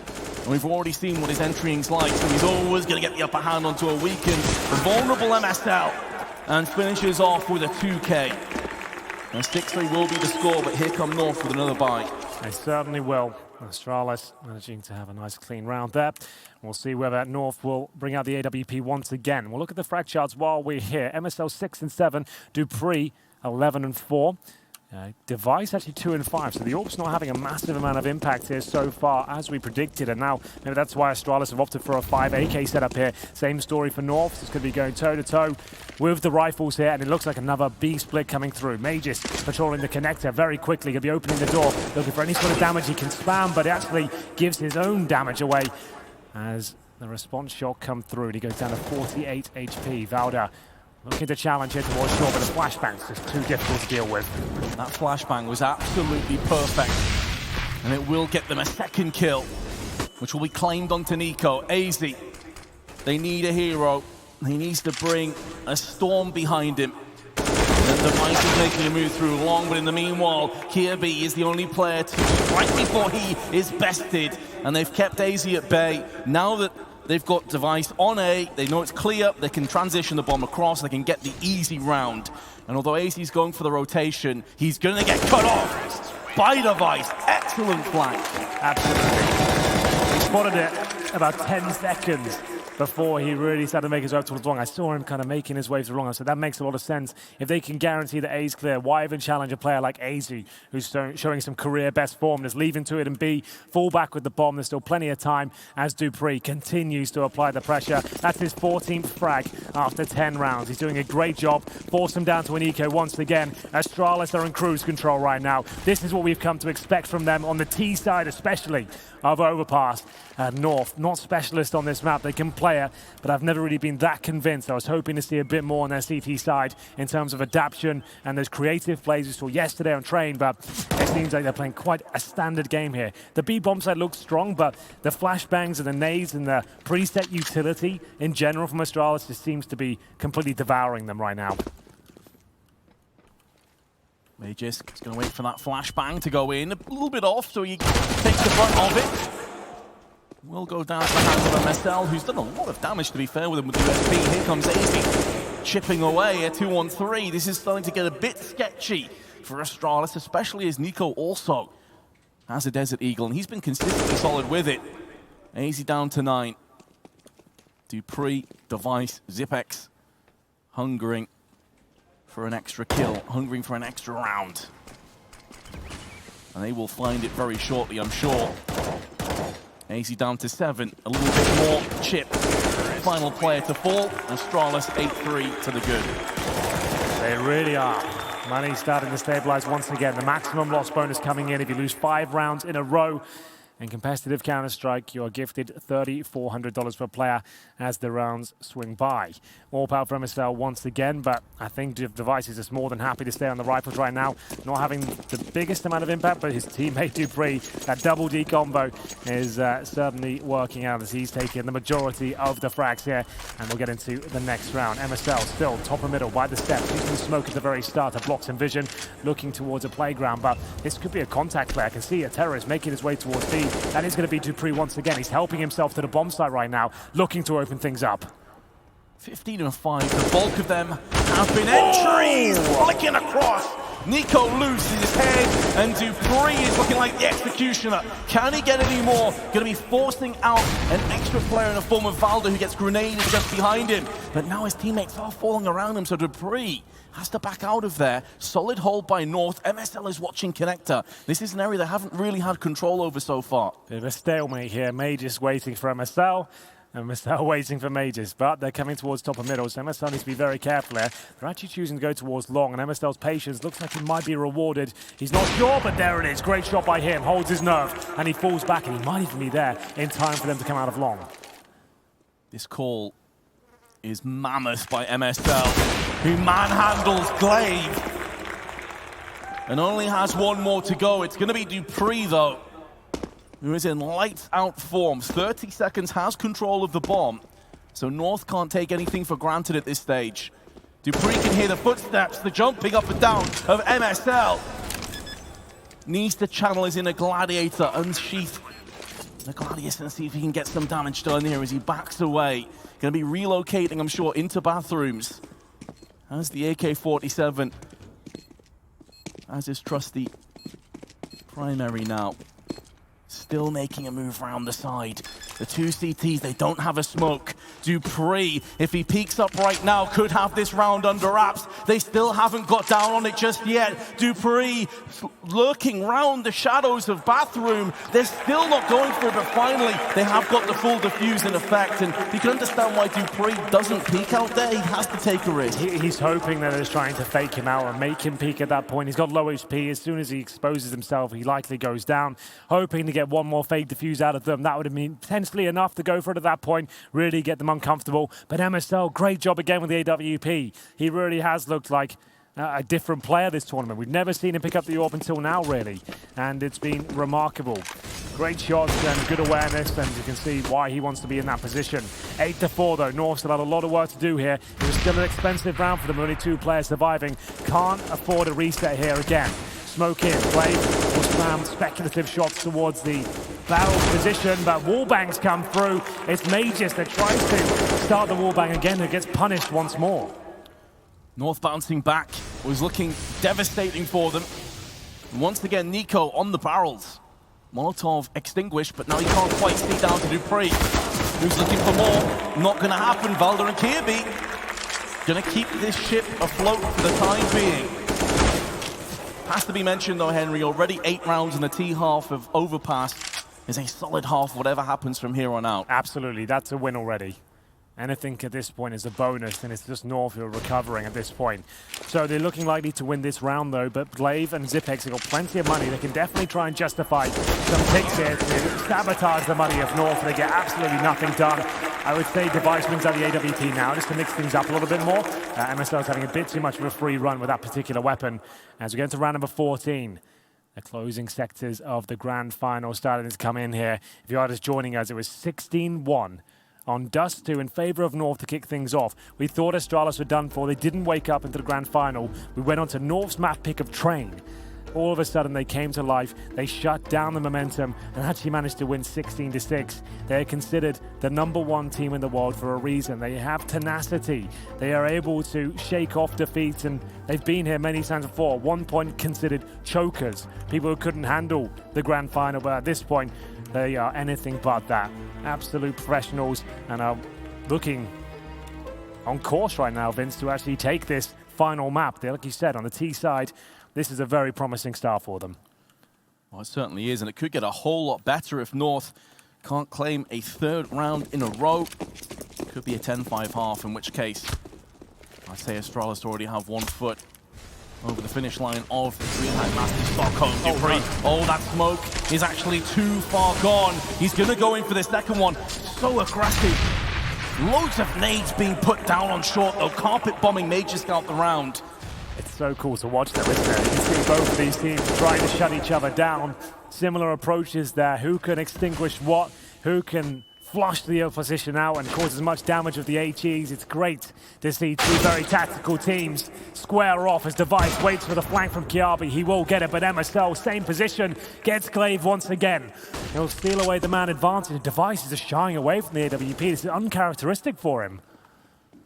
Maybe that's down to a bit of lack of form here on Overpass, favouring the rifles instead. And MSL is just going to town. He wants to get this as close as comfortable to getting that 7 rounds at the half-time. Zipex may have something to say about it, but I have to feel like he is going to be silenced. The master of clutches, but this should be too far gone. Does have the bomb, does have a bit of wiggle room back towards Connector, but it's a 2-2 stack. Wherever he goes, he's outnumbered. Wherever he goes, he's outgunned. And time itself is becoming an adversary that he probably can't deal with. There's MSL, gonna get his 4th of the round. Yeah, he really is running away with his sniping responsibilities for both teams here, it seems. dupreeh has got 17 kills, but Device 6 and 8 at the very bottom of the Astralis frag count here. He's gone absent, but still, like we said, it's not a huge deal. They still have a very good half already in the bag here. T-side 8 rounds. I would say this is mainly their pick more than North's. And we go into the final round. Device on the Galil. 4 AKs around him, not the best of buys, but certainly not the worst. We'll see MSL positioned towards long this time and might get a challenge, but they're actually focusing towards middle. The smokes have been deployed to take vision away from the bathrooms. They're going to clear out Connector first. It looks like a B split is where they'll end up. Certainly looking that way right now as they make a move down Connector. North, again, no presence here. But they have been struggling with the wallbang attempts there, but they go back. Kiabi is going to line 2 of them up. Can he get the 3rd? Not quite, but the bomb gets dropped. Some indecisiveness there from Astralis. Like I said, the B split was looking very likely. They come back towards middle. Kiabi's there, ready and waiting to spray 2 of them down. Indecision, not something they struggle with too often under Glaive's leadership. And now Velda lining up the grenade, not going to do too much, just chipping dupreeh by 9. Does put them into consideration for the M4s now with the 1-taps coming into effect. And Velda, he's waited patiently at the back of B. He will be rewarded with 1. They need Nico, but dupreeh and Zipex going to keep the dream alive with a 9-6 scoreline. Molly's flying all over the place being traded. There's a storm brewing for North. And they're going to be looking for a potential boost, or at least jumping up will be AZ to have a bit of information. And you can call that to MSL, who flicks across, but Zipex is going to trade him out. The health is favored towards AZ, but Zipex is a monster and just destroys him. Oh my goodness, Stunner! It must be electric in there right now. Henry, I don't think the word electric does it justice. It is absolutely tense inside of the Globen right now. And in fact, it can't get much closer than that. And this pistol could change everything. We have a neck-and-neck race right now. We're on the cusp of crowning your champion here at the Corsair DreamHack Masters, and I have one man who has a prediction that we all need. Benjamin, who's winning this Corsair DreamHack Masters? Astralis. Not so sure that that was received like it should have been, but it doesn't matter. It's all up to the 10 players in the server and their coaches right now, and that is exactly what we are waiting on. Henry and Vince, do us the honor and take us into this last half. We'll do our very best, Stunner, and you heard it from the horse's mouth himself. Apparently Astralis have got this one in the bag, Vince. It's going to be 9-6 in their favor. Amazing clutch there. We haven't seen much from Zipex in this particular series in terms of those 1v1s and clever play, but that certainly was a bit of a masterclass there towards the end. They take the moral victory at the very end of the half as North now swap over. They'll be on the T side. They've got P250s, 1 smoke, 3 flashbangs, and we'll see which way they're inclined. As we reach the final half of the entire tournament here, it's been absolutely fantastic. So many different teams making a name for themselves, especially North. Can they go one step further and win the whole damn thing? Bowder seems to think so. He'll crack open the B side, but Glaver's here, and he'll stop the bomb going down. This could determine so much as to how this very map, this very tournament goes. North have the advantage, haven't got the bomb planted just yet, and Mages is making moves, but Nico is going to stop him from having any further impact. Device not going to get it done either. Had a phenomenal second map, but has been crushed. And North pick up the second pistol. That is a huge lifeline they've jumped on top of. Absolutely. It's the play from MSL, getting it done with the P250, a weapon that's also had a bit of a swan song at this particular event. It's been purchased almost every T-pistol. We started to see this trend develop a few months ago, but it seems like every team has opted for it now. Nice B-split coming in there, and North looking to tie things up. If they can get these next 2 rounds, which is likely, we'll find ourselves at a 9-9 game. We haven't really had a competitive, close affair in this best of 3 so far, Vince, but I feel like this one's going to go all the way. Dupree's got other ideas. He'll take down Kiabi. Lovely shot there with the Desert Eagle, and he falls back safely as well. He has no armor. That's exactly what we were talking about earlier. He gets the one tap. Armor really wasn't a factor there, but maybe it was just then. Dupree will be taken down eventually by AZ. Important for North to get that avenge kill quickly. Means the Astralis have to spread themselves thinly. 3 players on B. Device by himself on A. North still have 2 smokes and 3 flashes to play with. If positioned correctly, this round really should be going their way and clawing the gap to just the 1. MSL has been consistently brilliant for North over the duration of this tournament. 17 and 11. So many impact kills. Top fragging by 7 on his team. Yes. Only 3 behind Dupree, who's been a mammoth. This map, 35 seconds. Now, Astralis haven't rotated anyone away from B, so this is going to be a bit sketchy now. This could get brutal for North. If they walk out and take some deagles to the forehead, things could get really bad real quick, but MSL is to be putting down the pain with the MP7, switches to the P250, and he's just as good with that. Device, 1 on 3, not the AWP, but the scout. We know this guy has it within him to clutch rounds of this stature, but he's not feeling it right now. He wants to save it for the next round. I think he might be right there. Impossible to win, especially with that smoke going down. He's trying to cause as much damage as he possibly could, but not going to be the case. He'll have to fall back, and yes, it was quite tantalizing there when we had the stack from Astralis ready to go. 3 players there, but North flushed them out with the smokes, the Molotovs, and managed to flash their way in effectively there. MSL with 1 kill, pulls at the P250 and eradicates wrist. Device will not save the scout. Looks like we're going 9-9 because Astralis are now full eco. This one will go the distance, and we'll see both teams sweat it out and see who comes out on top to be your Corsair DreamHack Masters champions. We'll find out very soon who that will be. Could be either of these teams, both a map apiece. Looked great throughout the tournament.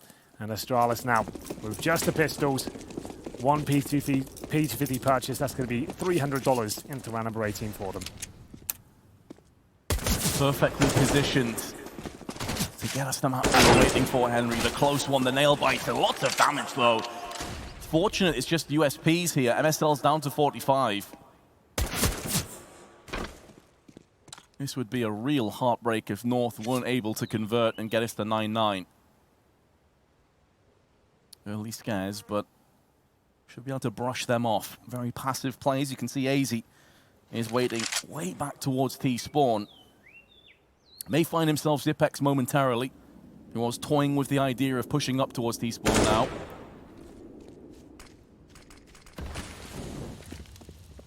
Understandable that in rounds like this, many CT sides will try and play aggressive, especially on overpass. There's a lot of opportunities to do just that. So they're systematically just cordoning off Connector. They don't have anyone long just yet, but they feel comfortable enough not to worry about it so much. Dupree is going to join Zipex. And he does have the 1P250 that Henry mentioned just previously. Below 40 seconds to go. Now they're going to go in. MSL's going to claim the first kill. Zipex very fortunate to survive with 14 health there, but it really shouldn't matter a great deal. Surely one of them's going to check the side of the barrels. Nico comes in. All too easy in the end. Very simple procedure there, Vince. You're correct. It will be 9-9. We're all tied up here, ladies and gentlemen. Just what we want for this final map. A few more to go, and who will find double digits first? Device finally getting that confidence back to pick up the AWP once again. Haven't really seen him perform with that particular weapon in this third map. He looked excellent on train. World class once again. Took a bit of a bump in the road in the first half, and here we go. We'll have a look at the setup. Device this time holding towards middle, but not aggressively, just looking towards the playground area. It's a fast approach towards long here from North. Kiabi, Nico, and MSL, and the bomb. Just knife out all the way. AZ trying to keep players towards this mid area so they can't fall back and find him. Not on this shot there from Device. Actually, Glaive that hits first. And now Device in a world of trouble, Vince. How does he survive this one? He's blind, and down he goes. Kiabi jumps around the corner, takes him down. That flashbang absolutely destroyed him, neutralized him fully. Bomb's going to get planted. That grenade bounces off the wall just above Zipex's head. And this round is already looking like it's going to go the way of extinction for Astralis, with North regaining the lead. Glaive, though, has something to maybe say about that, but Nico's caught him. We'll be taking him away. Magisk, Zipex, Dupree.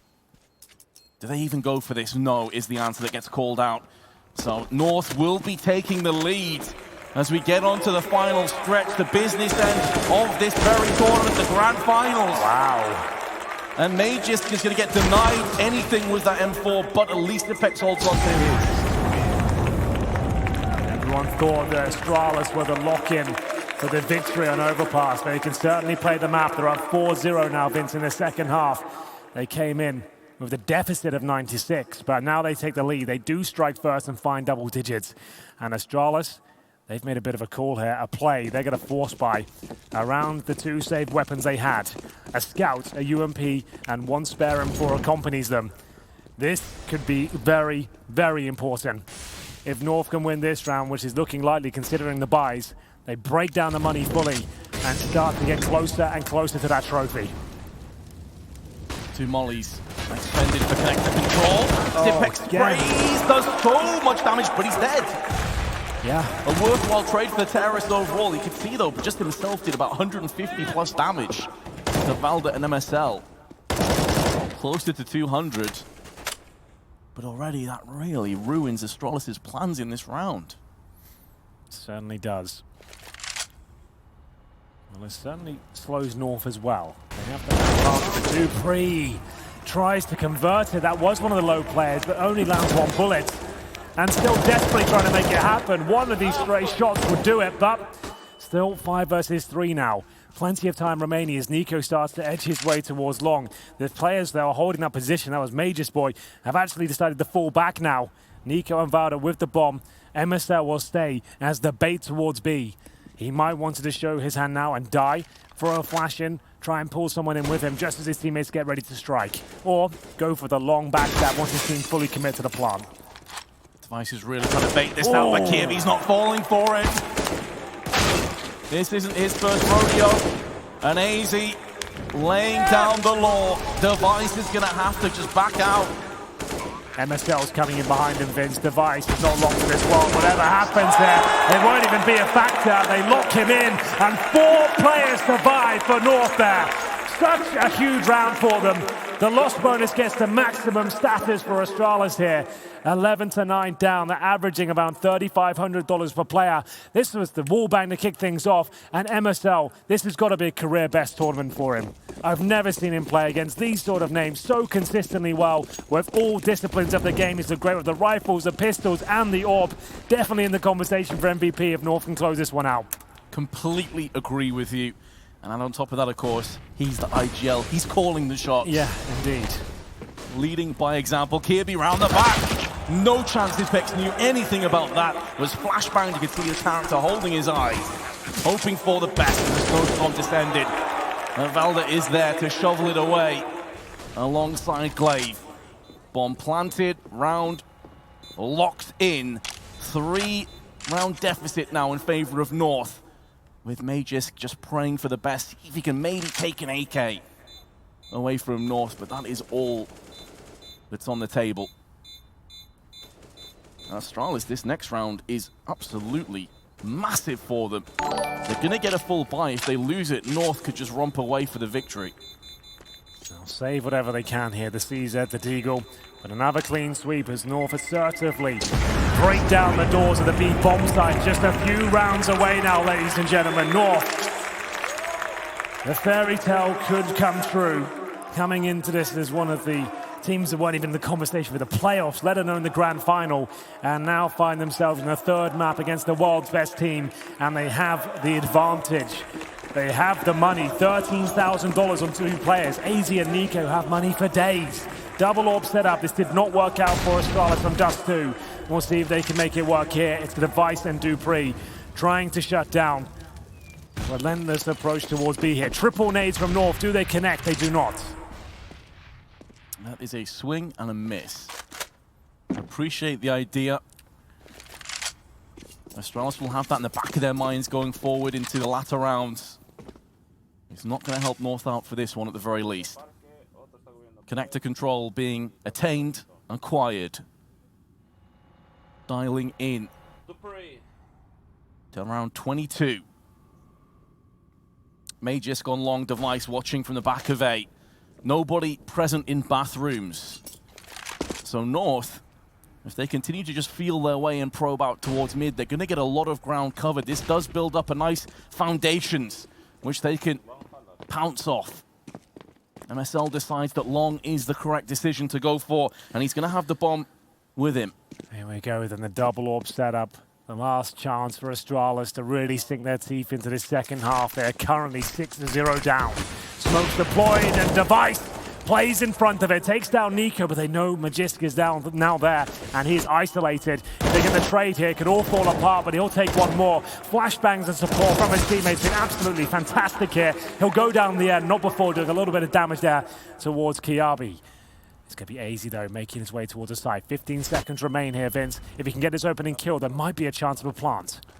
Could be a Colossus. They spot the player on short. That's going to open up a gateway towards the site. Can they stop it on the cross? Yes, they can. Zipex is there. There's not enough time to plant. And Astralis will, just about by the skin of their teeth, take their 10th round. They absolutely will. AZ, if he had 5 more seconds there, could have made something of it. He comes in towards the B site. He feels like he takes down the only threat. That was by the sandbags. Great awareness by him to get that shot. But Zipex does everything he possibly can to win that round. That 1 kill guarantees it. It has to read 4 seconds at the top of your screens for the bomb to be planted successfully. As soon as it says 3, the bomb can't be planted anymore, and the CTs can hide and just let the Ts play themselves. Astralis with their first round on the board here in the second half. Still with the single orb. They've lost a second, but this has got such a reset potential, Vince. North still have 2 players and 5 digits, almost 3. If Astralis lose this and it's a clean sweep, it's 13-10, they're double eco territory. This round could suggest GG if North can do it. Astralis will know just that. The tension builds. The pressure mounts. MSL, once again, going in first with the bomb. Supreme confidence in his own ability. And this is almost a carbon copy of the last round. coming out long together with the bomb. Last time Magisk was able to get a trade. Some beautiful counter flashing by Device. He is going to get smoked out. Oh, that was so close. Not quite connecting though, Vince. Time ticking away again. Astralis seem more comfortable now the AWP is out. It's 6-1 in the second half. Remember that reset. So much pressure on this particular round for Astralis. What can they do with it? So far, so good. They're running the clock down. It's still a 5-on-5. Well, it really is going the same way as the last round, isn't it? 10 players left alive this time, and the entries will favor North. Dupree coiled like a viper, ready to strike, and it's going to get taken away from him by Device. They are holding the line just about. MSL needing to get that kill. Valda comes in with one of his own. The ball's been planted as well, and Valda could be clutching this. Knows where Magisk is, but Magisk is going to clutch. He holds his nerve, holds the round, and could hold Astralis in this tournament. That's absolutely insane. It felt like Valda had that one, Vince. He hits 2 sensational shots. But Magisk manages to come through. Remember, though, only 1 player survives again for Astralis. Still not out of the woods just yet. Yes, there's 2 rounds in a row, but they've been very expensive one. Magisk can't find the AWP. We go into round number 24. Scoreline 12-11. Still in favor of North. They have so much money still. MSL calls it a timeout, and that was the shot. I thought he's not missing anymore. He ain't messing around now. He's looking for that third. But Magisk hits the shot and manages to keep the dream somewhat alive for Astralis here. Still so much work to do. They need a couple of convincing rounds to get anywhere near breaking the finances of North. What a great game. We did say the third had to deliver here. We've had 2 one-sided affairs, but this is exactly what you want in the grand final, and this is what we'll all remember. Astralis on the ropes. UMPs are coming out. They've just won the round. They've got 2 SMGs. They still haven't bought a third weapon. This is absolutely everything for them, and that's why the timeout is so important for both teams here. North need to dissect their opposition setup. What will they bring to the table? Final buy comes in. The saved AK, 2 M4s, 2 UMPs. They have kits and utility, but is this enough? Priority on the utility really gives you an insight as to how important Astralis want to hold off and stall these pushes for as long as possible. Xyp9x going to use the SMG up close, but the SKB, one flash, decimating him. In doing so, could this be the side going the way of North? Could this be the reset? In effect, Dupree is going to try his best to stop that, but AZ, he has an AK, and he has that CORSAIR on his head, and the comes in with 1, and Device and Magisk has to walk over the rubble of B. This is looking fantastic, but they haven't accounted for the ramp.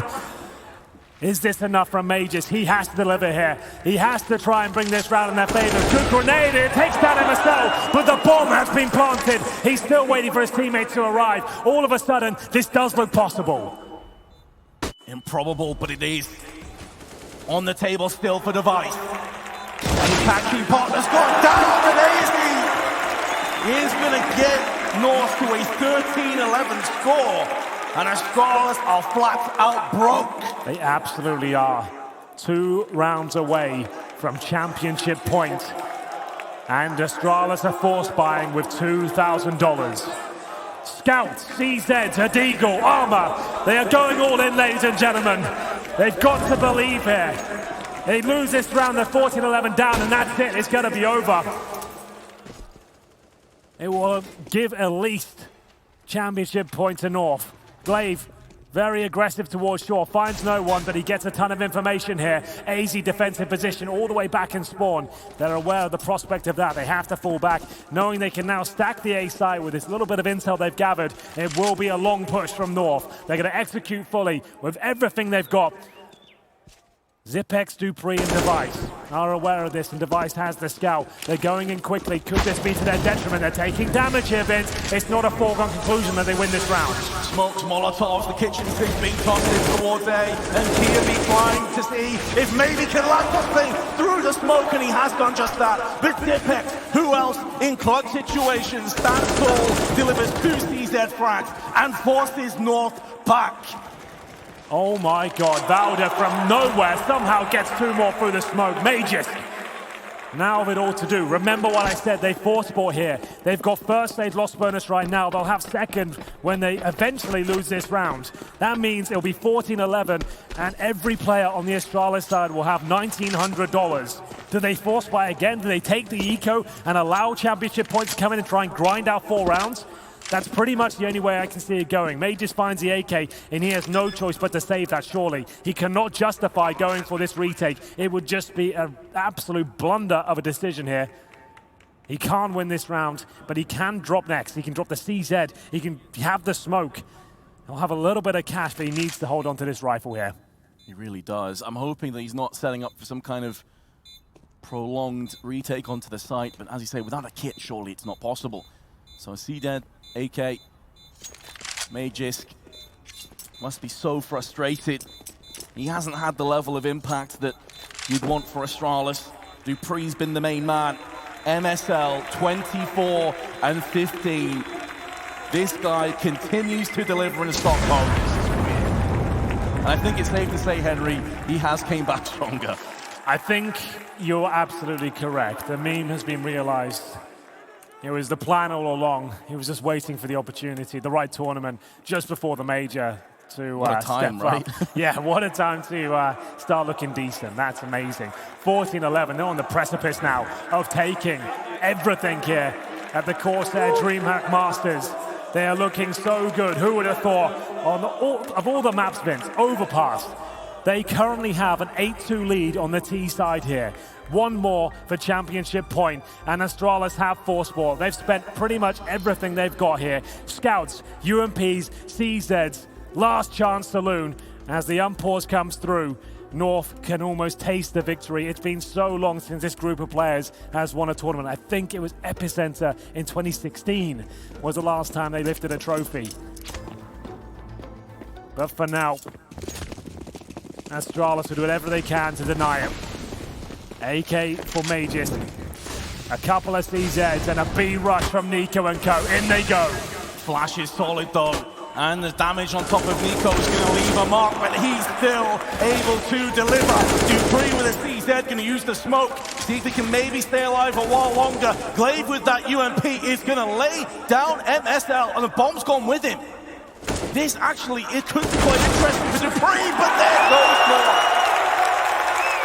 The pulse is dwindling. Astralis need a shock to the system. They keep force buying Vince. They now need to hold on for 4 rounds in a row. Astralis being bested by their rival countrymen here. North have them on the ropes. One more haymaker blow will do it. Up against CZs and 1 UMP. Surely this is the final round. North can taste it. They go for the B-rush again. MSL's got balls of steel. He's sending everyone in with the B-rush. This could be it. It's the final charge, the final play potentially, but Glaive with his CZ, he's going to hold on. But here come the entries. MSL, Nico, Valder, all of them chipping in. And it's all on Magisk. 1 on 3. Is this the moment when North take them down? It's looking almost impossible. Valder's just going to bide his time and wait. Magisk on the prowl. Oh, spins around on a pivot, lands the headshot. But there's MSL! North have done it!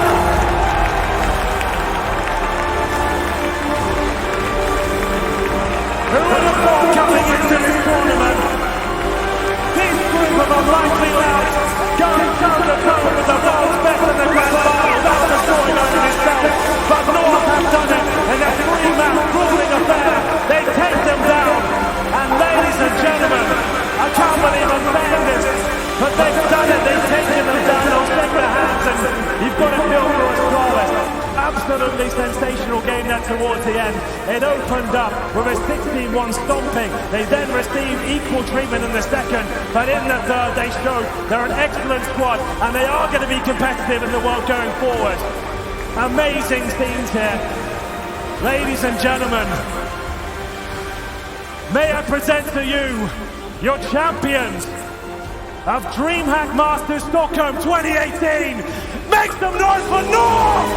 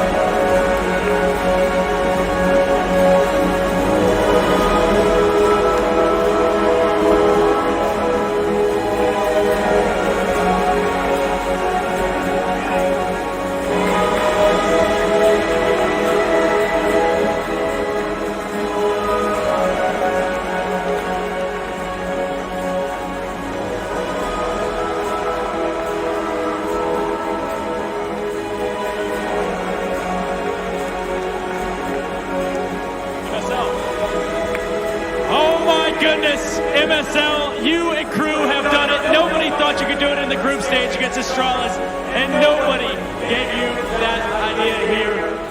MSL, my goodness, what do you have to say for yourself and your team?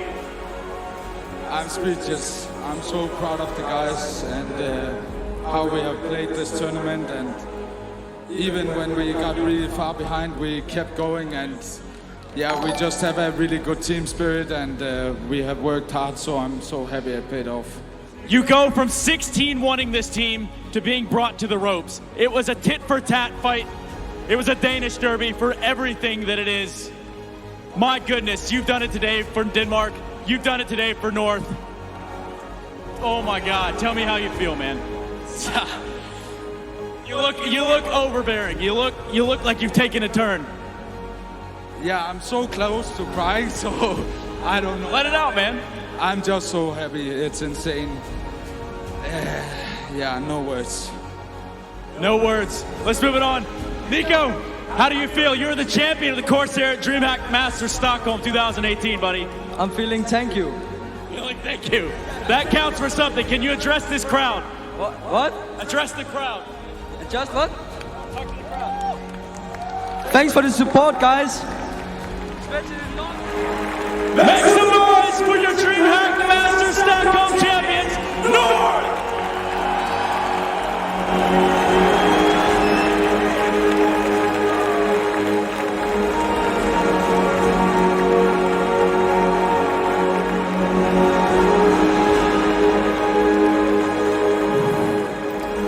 Against all the odds, against ex-teammates, against your domestic rivals, your Danish rivals, North prevail and are your CORSAIR DreamHack Masters Stockholm champions. Outrageous! What a fairy tale for MSL and his ragtag squad. Nico, he joins the roster, first LAN, and look at that trophy. Against the world's best team. It must be quite a spectacular feeling. The princes of Danish Counter-Strike have just decapitated the king, the world #1, bleed once more, and it must feel so good for MSL. Twice in the same tournament, beating that core of Zipnix, Dupree, and Device, toppling them, showing them what hard work can do. And it's not a normal series, Jacob. They 16-1 the world's best team, then lose their map, then we go to Overpass. This was a series that doesn't add up. Doesn't make sense, Alex, does it? I mean, outrageous. Outrageous. Even MSL was the top fucking guy in the last map. You know, that's not something you see often. Top fragger. Especially not when you're going up against the best team in the world. Astralis, I mean, they may not come in great shape, in the best shape, but they're still a comfortable team. You know, they're still the best in the world. And for North to take them down in not only one best-of-3 series, but 2 throughout the tournament, that's just amazing. Kirby, obviously, he turned their back on Astralis at the start of the year. It's been a long grind for him. It's been hard work. And finally, he's toppled them. He's won a big trophy. He's done it. He's done what he set out to do. And none of us believed. There were some tough times for North, some tough times for Kirby, but to be able to do what he set out to accomplish is huge. Big stuff from North. You know, there's a lot of backbones behind that. They also have taken the steps towards infrastructure in the same way Astralis have.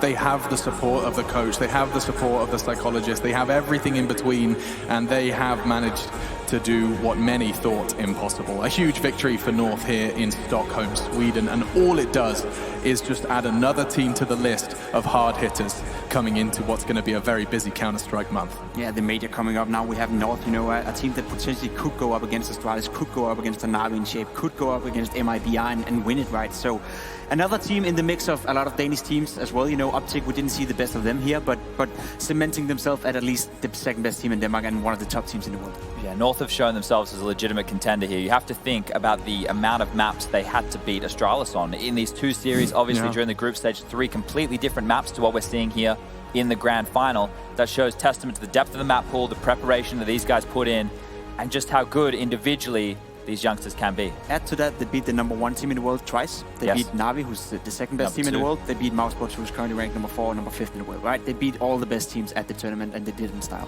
Yeah, incredible. And I mean, with a new roster change, I don't think we're talking about that enough.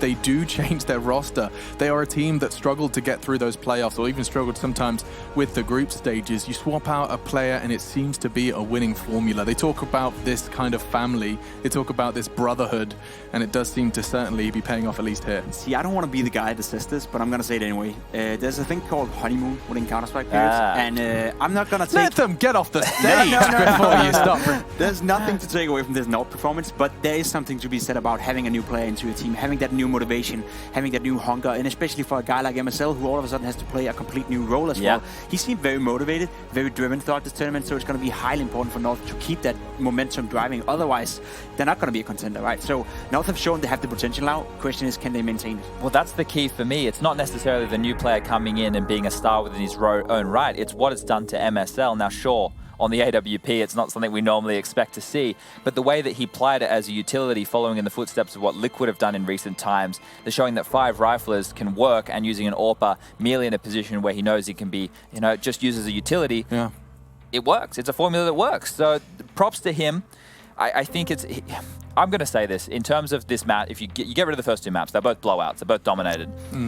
There was 2 people in that final going toe-to-toe. It was Dupree and it was MSL. And I never thought in my wildest dreams I'd be saying that I would say that MSL was the MVP of that grand final. Without the performance that he put in on Overpass, North wouldn't have won this game. Yeah, and I mean, he actually ends for all 3 maps combined at the top of the scoreboard as well for North. The leader, and often criticized for his fragging capacity, is never judged for his leadership, often very much praised for that, but often it was the caveat of, yes, he's great, but... I mean, this highlight reel will feature an awful lot of him, as we will recap all the way back to Dust 2, bearing in mind that was a 16-1. A 16-1 victory versus Astralis on a map that many consider volatile. But 16-1, it doesn't get much more volatile than that. And trust me, it feels so good for MSL doing this. Not only against Astralis, but also against Glaive, who is a caller that he learned from. When we played together 4 years ago in Western Wolves, Glaive was the caller for our team. MSL was the guy being the supportive guy on the team. So everything MSL learned in regards to calling, it comes from Glaive, right? So he's able to be this master in a way. And I think that's a kind of cool storyline to just bring in there, especially when you think about what you criticize MSL for not being the biggest fragger, right? You don't criticize Glaive for that. He's a decent fragger. Yeah. He knows his leadership. That's insane. I think it's cool to see himself stepping up that level extra now to go toe-to-toe with a guy like Glaive. Big stat for Nico. Now bear in mind, you can see his frags aren't necessarily at the tippy top of the scoreboard, but still, in that series, he still leads in entry kills. This new blood was putting himself on the line and trying to find a way in. It's not all about the numbers. That's impact that can't be questioned, right? Obviously, there's the conversion, there's a couple of little bits and pieces that go with those opening frags, but even if he's getting 13, he's putting his team in the right position to close out rounds. So fantastic from him, and I think, as this team finds their feet even more so, he's going to have a home because he is just a solid player. That's what he became towards the end of his tenure in Heroic. Not necessarily a star, but a player who steps up when he needs to and does the roles that he's given. Yeah, absolutely. We do have awesome opportunity right here, right now as well, where we get a chance to actually talk to one of the victors. I'm sure we've got a very happy Valda standing on that stage. Dude, you are the champions of the CORSAIR DreamHack Masters Stockholm. How's it feel? It feels totally unreal right now. Yeah, we can't believe it. Still processing that information? Yeah. Now, we heard, at times throughout your group stage wins and, of course, through the playoffs, that there was a lot of hard work coming into this one. Does this just kind of feel like that hard work is justified? Can you explain as to, how much work has been put in? No, not really. I don't think we even expected to be this good, and I don't think we could have had a tougher run, to be honest, than we did. So right now it just feels absolutely magical. Yeah, and it looked magical as well. First things first, let's focus on that series, on that final. Dust 2. The first half ends 14-1. What's the halftime conversation? Are you just kind of confused? Are you enjoying yourselves? Is it all giggles? What's happening in the booth? I don't know. I just think we were like, nice pick, Astralis. It seemed that way. Obviously, that Mousebots game was an enigma. You're not going to lose many games like that, 16-0. It's not going to happen again. And that was one of the thoughts that we definitely had over here. It was going to be more of a competitive matchup. But to blow them out of the water in that regard, you guys obviously had a lot of preparation on that map. I want to flick forward to Train. Yesterday on Train, you guys had so many little moves. There was the pop flash low ramp they do for you so you can pick up. This time round, it didn't feel like you guys were clicking on that. Do you think you were trying to chase Astralis around too much and not play your own game? Partly. I would say a big part of the reason why we lost was the money control. Astralis had it all the way, and we made some crucial mistakes in the key rounds that just made us lose control of the half. And yeah, I guess you also have to give some credit to Astralis because they're an amazing team, and you can't really expect to get like easy maps against them. So even when we won Dust 2, we still knew we had a huge task in front of us. So yeah, it was one map at a time. Moving on to Overpass, there was one particular guy who had a decent game, and he's called MSL. Can you talk to us a little bit about what is it MSL does now for the team now that he's supposedly the primary MVP? Yeah, he is. I think he brings a lot of stability because we know where we have him, and he's really good at communicating. So I think our team players improved greatly since he became the AWPer, and I think it showed throughout the tournament. So he's gonna be your new primary AWPer for a long one. Yes, at least for the foreseeable future. Well, before we let you go, Valder, I do have the great honor of letting you know that actually you've been crowned MVP of the tournament presented by Hacks. So congratulations to you. Thank you. I mean, yeah, you've got some time to go and process this win now, but you had a fantastic tournament yourself. What's next for you guys while we just praise you for your incredible performance? Sorry, can you repeat? I just got a trophy in my hands. Oh, even better. Well, congratulations on that. I was just asking you, what's next for North? Are you guys going to take some time? You're going to start preparing for that major? I think we're traveling to London straight after this, actually, so we're not going to have any days to relax, basically. So, yeah, it's going to be straight for the major, and we're going for that trophy as well. All right, well, the grind never stops. We're going to take a look at some of your best frags, Valder. I'm going to let you go celebrate with your team. Thank you. It's a fantastic performance, it really was. And actually, it was a real toss-up. Like, when you're taking a look at the stats, I mean, you guys were a part of that conversation. Valder, even AZ actually had a very slightly higher rating than him. There's just a couple of things you have to look out throughout the tournament, and he was just solid throughout, right? It wasn't necessarily blowing us away by dominating individually in all the matches. When they beat Astralis earlier in the tournament, it was AZ head and shoulders above the rest, but it was all the games across the board for the North guys where Valder was just that consistent rock, and that's what you need. You need a player that you can rely on, and he's that guy. You don't often praise consistency, right? But Valder is Mr. Consistency, at least within Denmark. I think he's shown time and time again now, ever since he moved from Heroic to North, that he's going to be a rock-solid player you can always count on. And I think sometimes that deserves to be rewarded. And I want to say it one more time, just in case the viewers at home missed it. My MVP for the final, 100% was MSO. Without that performance, I couldn't see North taking that victory. While leading them. Yeah, exactly, right? And that's huge. You know, he definitely deserves all the praise he's going to get for this one because this is a massive victory. Yeah, no, I couldn't agree anymore. And just I want to round everything out as we do kind of take a step back and take stock of lessons learned here after our grand final and after, of course, those semis as well. I can't help but feel this is only going to get more competitive. I feel like Stockholm has told us and taught us that Counter-Strike's wide open. You know, we've got a top 10 where everything matches up a little differently. There's no guarantees. Astralis were the guarantee. We had it for a bit, Jacob, and that's been taken away. And that's what a player break does to you. Like, there's some teams who come out stronger, there's some teams who come out a little slower, and there's some teams that are going to crumble under the fact that they had a player break, right? Sure. It's a weird scenario, and there's a lot of weird stuff going on within a player break. We may even see some roster changes coming in pretty soon as well. So a lot of stuff is going on behind the scene, and it's just great to see that a team like North, who's been working hard coming into a tournament like DreamHack, Master Stockholm, who's now going straight to the major and trying to qualify for the major stages at the major, it's great to see that being rewarded. So I think there's a lot of prospects. We also talked about it yesterday, you know, Fnatic not being able to do anything at this tournament. That's not a great sign going into a major. So a lot of prospects up in there, and you know, the next major is going to tell us what to look at, Alex. So very much. I'll tell you what you guys can look at right now, and that is your top 5 plays of the tournament. Let's go ahead and take stock of what we saw. And day 2, well, number 5, we had Tarik, and this was such a spicy way to end a map. Yeah, a little bit unfortunate that they had to match up against Astralis in the quarterfinals there, but MIBR are back with a vengeance, and they're looking hotter than ever, and plays like this from Tarik are definitely steps in the right direction to getting them to the victories. Couldn't agree anymore. It's very, very cocky to see him grab that AWP in a 1v2. Didn't stop him from doing it with style and doing it with class as well. Up at number 4, it was day 3 when Glaive pulled off this spicy little 5k in, I believe, there's a game versus Tyloo. Elimination match, yeah. The game against Tyloo, yeah. Glaive once again showing what you can use your smokes to, and Glaive is not necessarily the best aimer, but he got the brain in the right place, and that's what he's showing right here. That aim not always gives you frags, but brain certainly does. Number 3, it was Yugi. No. Yeah, you remember this one. This shot right here, this is either something he knew from practice or he's pre-firing for lower dark, but getting 2 bullets, 2 headshots, and then following it up with a nice little attack onto A and 2 more. Doesn't feel much better than that, than getting 2 free kills, basically. This is where you look at your teammates and go, well, I don't know what happened, but win the round, boys. And he did. He actually picked up the last 2 as well to round it out. Up at number 2, it's Forest with this rather spectacular clutch. This was some vintage Forest if ever I've seen. And that's if you combine the brain with the aim. Forest absolutely manhandling Astralis right here. It was a great play, and he was basically the only player holding Nip into that match at that point, you know. So without that clutch right here, it would have been looking way worse for NIP. Yeah, number 1, you're going to get tired of seeing it. I certainly won't, though. This was gorgeous from Nico on the 4th day, a 5k in the pistol round, a complete and perfect ace. And it is just gorgeous. So this is the crosshair placement you guys were telling me about. And the more I watch it, the more beautiful it is. So crisp, the anticipation. A player like Nico is looking like he's in the Matrix sometimes, and this is one of those rounds where it's unbelievable. You don't expect to see this stuff at this level against an opponent like Mousespawns. Yeah, truly one of a kind. I think, maybe the instability coming out of a player break has given us a lot more crazy clutch rounds that we normally don't get to see in these kind of environments. It's more cleaner Counter-Strike with trading. Here, there were so many highlights. Reddit's full with it at the moment, and it was definitely one to remember. Yeah, players from that breaks tend to hit a bit harder. Who knew people need time off? We'll learn that lesson at some point. For now, though, we are going to go ahead and say goodbye. It's another tournament in the books, and a fantastic one at that.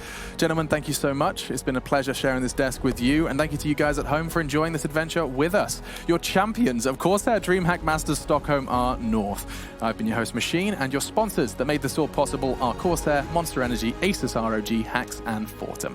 That's enough from us. We'll see you next time for more fantastic Counter-Strike.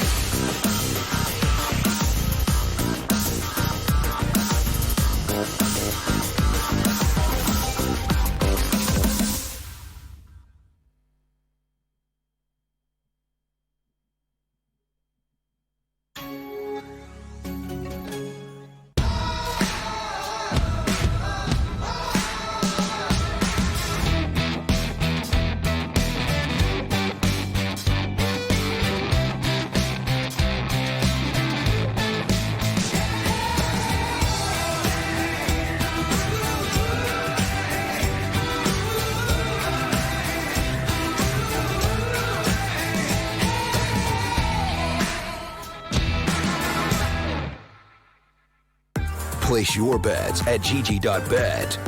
Most popular esports titles. Deposit with convenient payment options. Cool mini games. And 24/7 support for players. Sign up now for the best esports bets at gg.bet.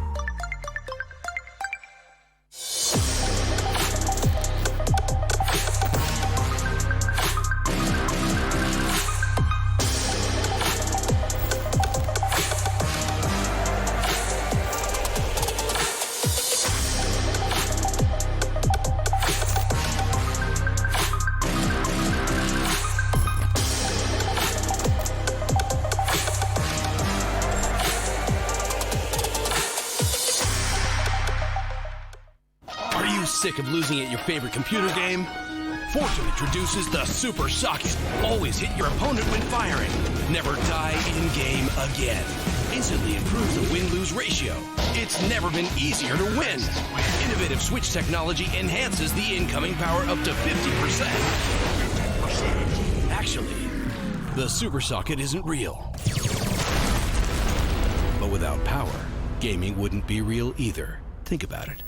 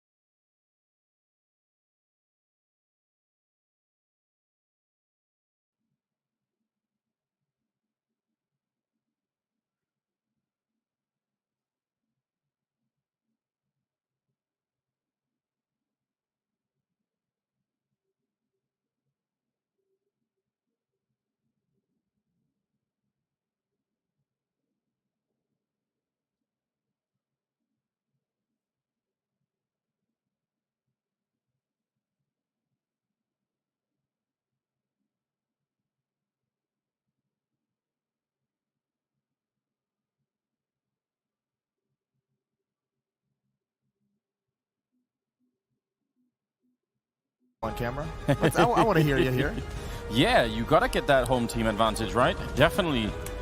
I agree, Moses, in spite of the obvious... well, there's a conflict of bias here in my mind, Moses. What am I supposed to do? What am I to do? I know, you are the nip guy, aren't you? Yeah, the nip guy. And we were talking about yesterday, just everyone loves Forrest and Get Right, but all that gets thrown out the window. Stockholm, here we go. The first semifinal of CORSAIR DreamHack Masters Stockholm begins now. Yes, indeed. Let's get the show on the road. Dennis actually got the close spawn. No, he almost thought he was going to make it. It looked like he wanted to go straight for the fight, which you can definitely do. And instead, it's going to be the top mid. They're reading this Device. They know he's coming. Glaive still gets a kill, and Device wants to fall back. He's very low on health, and they almost catch him. So close to get it, and Glaive just wants to fight even more. Dangerous beginning here as they lose Dennis early on in the fight, but Forrest has somehow made his way down. Sip is still in the corner, and that's going to be a bit of a fight. Forrest is in a lot of trouble. There are 2 more people rotating in from the kitchen, so he needs to be very quick about this kill, otherwise he's going to get run down. The bomb is trying to get their rests out of the round. A good shot for Forrest. Need a little bit more here to open up the bomb site. Now Lecro's shown up as well, and oh my god, they turn it around! Taking down Sip and Device. And now Glaive gets shot down. Forrest on an absolute tear in this pistol round. It's just Dupree and trying to find another gun, but the bomb is down already. And can he get back into this? Forrest seems to be dialed in. Lecro gonna chose to close out the round. A double kill for him, but it's really Forrest, the man of that round. How does he stay alive? I mean, he's so smart in this situation. He's not committing. He knows he's at a disadvantage everywhere he goes, and he's waiting for his teammates. But what a phenomenal job by Forrest controlling that bomb site, despite the fact that Astralis had rotated. They had all the bodies there. That was beautiful. And really coming off, I mean, they let Dennis go challenge at A, one of the pistol masters that we have. Device is going to be forced away from Molotov. It took so long for NIP to find those equalizers, and here's Get Right now in middle. Showing up with the opening kill onto Dupree, diffusing some of the danger with these 4 spies. Just working their way up catwalk. They have control of the halls, and all of Astralis is on the other side of the map. So we're going to see NIP. This should be an easy round for them, and likely a save out of Astralis. Yeah, it makes sense to try and get these upgraded pistols into the next round. Not that much that can be accomplished if you throw them away, just, you know, fighting needlessly once the round is already over. So they're probably all right with that. Scout doing a little bit of damage to Get Right, but ultimately just a good round. It always, I mean, we've seen so many games throughout this tournament where the team that wins the pistol round, they lose the following round. Yeah. So when you can just cruise into it like this, 1 opening kill in the middle, and that's it. Yeah, just eliminate the danger, right? And I mean, even, you know, the terrorist side economy is easier to manage, but you still don't want to have to worry about your money. I don't think Dennis spotted that player in Halls, and now he's definitely spotted Glaive. There's going to be a double peek here. When is the peek for Halls? Yeah, he kind of, you saw that glance over. He knew he was screwed. Dennis goes down. I actually, I happened to take the elevator with Get Right yesterday after their game, and even in a win, he was a little bit disappointed in his performance. So I am kind of interested to see what he's going to come out with, because I know he's just told me he kind of, you know, he didn't play bad, but he didn't felt like he contributed enough. So I think we're going to see a little bit more of an assertive Get Right. Yeah, that sort of is his personality as well, isn't it? Like he's very hard on himself. He's very hard on himself. It's absolutely true. See that MP7 gets given over to Magus. Makes a lot of sense. He has body armor, so you wanna make sure he can take one of those fights maybe a little bit. Device is still in the middle here. Smoke probably gonna go off. Yeah, just a timing shot and not really connecting. So IP still playing it as safe as they can. Get Right holding T-spawn. They want to make sure that there's no one going to be sneaking out there. And that squad in middle going to do a good job opening up. Dennis could have almost got caught. That was a bit dangerous. I'll say this, though, on the other hand. Ooh. Forrest is just deathmatching in middle. That's gorgeous. He took the words right out of your mouth.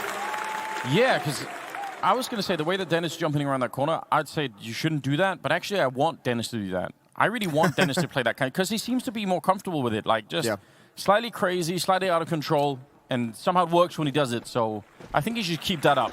3-0 in favor of NIP early on in the first map here on Mirage. That is a great start, and now we'll see if Astralis can put up some sort of defense here in their first rifle round. They are, got a heavy lean towards middle. Magus can window Dupree over at catwalk, and I guess Glaive and Magus now both at connector. Yeah, but this is going to be hit out of the A bomb site. The jig is up now, and Rez is going to get into the site, taking minimal damage. That was a risky fall at Forest. The flank is taken out very quickly. Astralis can feel a little bit safer now. Utility being dumped by NIP just to have the safety, and Astralis is scrambling to get back into this. 2 players from NIP evacuating as well. One's going to wrap around back towards mid in this retake. They need to survive. They need to buy more time, Astralis. But the bomb is not actually planted for Lekro. This flank could be very dangerous if it comes down to him.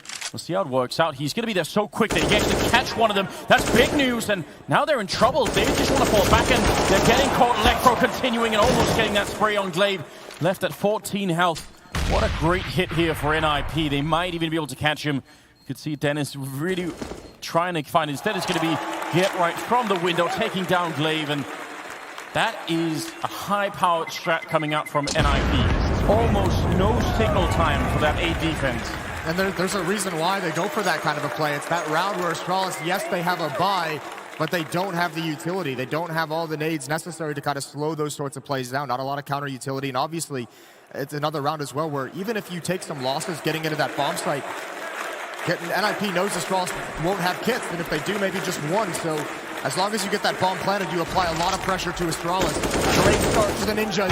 It's going to continue. Here's Rez. Dupree doing as much as he can. But great trades. Down to 1 HP and still battling. That M4 lost in the middle, though. So even if Dupree did a lot, nobody can really pick up the mantle and continue from there on out. Still slightly dangerous here. You don't want to be giving away this round. You just did all the work in the previous one. Molotov not quite going to be enough in the corner to get rid of the player in there. It's Magisk on the other side waiting. Oh, look at this close range. Sip with 75. He's going to get both of them as they turn the corner. That is such a big double. And Rez, as you said, 1 health left here. This would certainly be a miracle clutch. Astralis must feel like this is their time to get it done. He's just backing into the corner, hearing a couple of steps on the other side, but that bomb is right there, and Device is going to be sneaking in from the middle. This is almost unwinnable. Rez has to get very lucky, and that timing, he's glancing up towards top mid. Is he ready? Oh, stunning headshot. Don't miss this jump. And he's got it now. Oh, what a mind game. Trying to fake Zipnik's out. But can you actually fake one of the best clutchers? Still plenty of time for Rez to be patient. If that had worked, even having the idea is just amazing. Sip is right on the edge, and he's going to get that one, but I'm actually in awe of the fact that he tried to do that. That can absolutely work. You hear that drop down, it's a good chance Sip could decide to just try and take a look around the corner. 4-1 though, and a big steal for Astralis. This lineup is, it's always bad news when you end up standing on top of each other. Yeah, a little bit of a mistake in the trading, a little bit over-eager to find that trade kill. Device with the ult has the angle. Molotov to stop the smoke from pluming to give himself this gap. Gonna get a chance, it looks like they are gonna run out, and he's tagged them both. Forrest, oh, what a return. Device goes for the repeat, and Forrest just swats him aside. Look at Dennis. Oh, the courage. What a cheeky just walk up the A ramp, and he almost follows it up. Still, what a great opening. Now get right, gotta be really careful. A couple of seconds from now, it's gonna be somebody in CT spawn. Grenade lands on Glaive, but doesn't do all that much, and Dupree's covering the other line into the bomb site. So NIP gonna have a little bit of a hard time actually finding the bomb plant. Dupree taking down Rez, and again a 2-on-3 here. NIP just needed that quick bomb plant. Now they're in a bit of trouble. You see them trying to defend it, but Sip will take down both of the remaining players.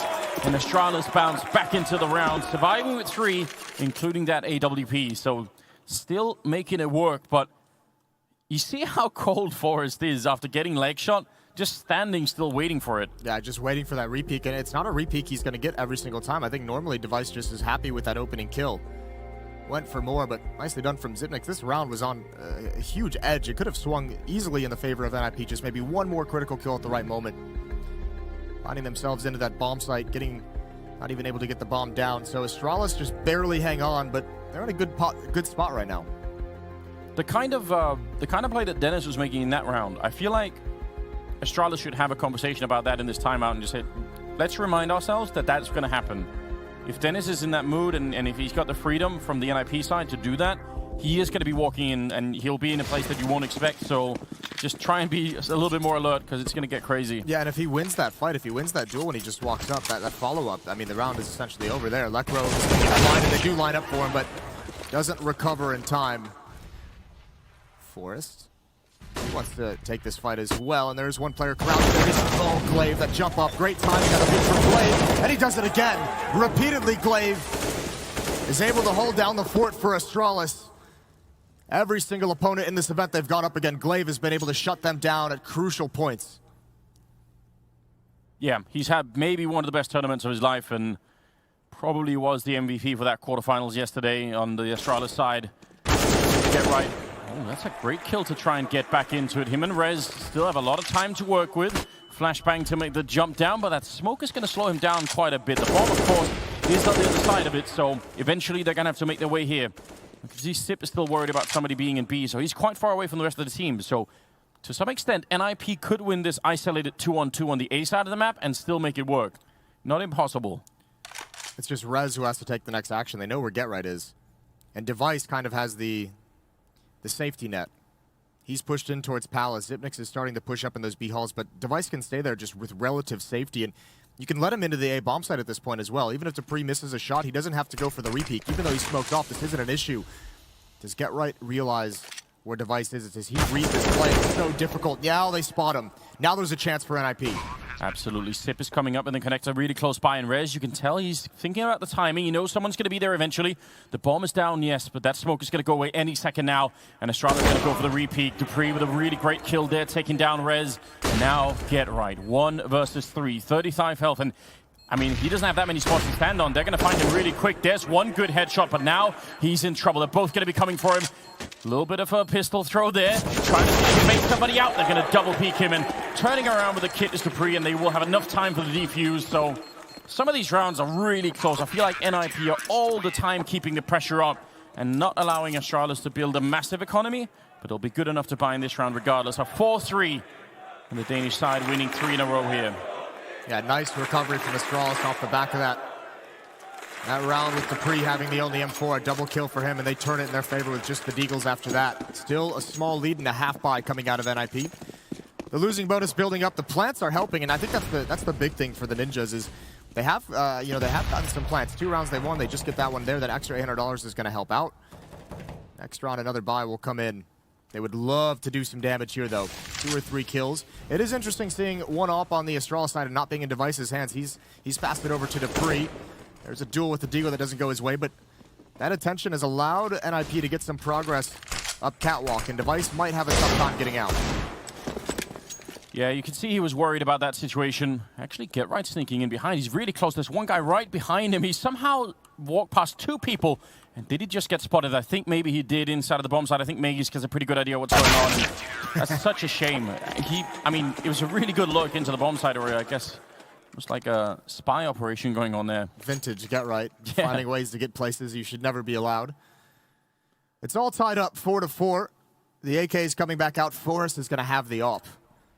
May be able to find a duel. NIPs have done a pretty good job. They've been able to have mid control. Haven't been able to do too much from there. A lot of the battles won and lost have occurred over towards this A bomb site. Players finding duels, players taking fights. They're leaving Sip alone in B a lot right now, Astralis, and I feel like NIP must know that from watching demos. I mean, I think we knew it before coming into the game because they have that confidence in him. Yeah. But, you know, one player alone is obviously a point of weakness, even if it's Sip.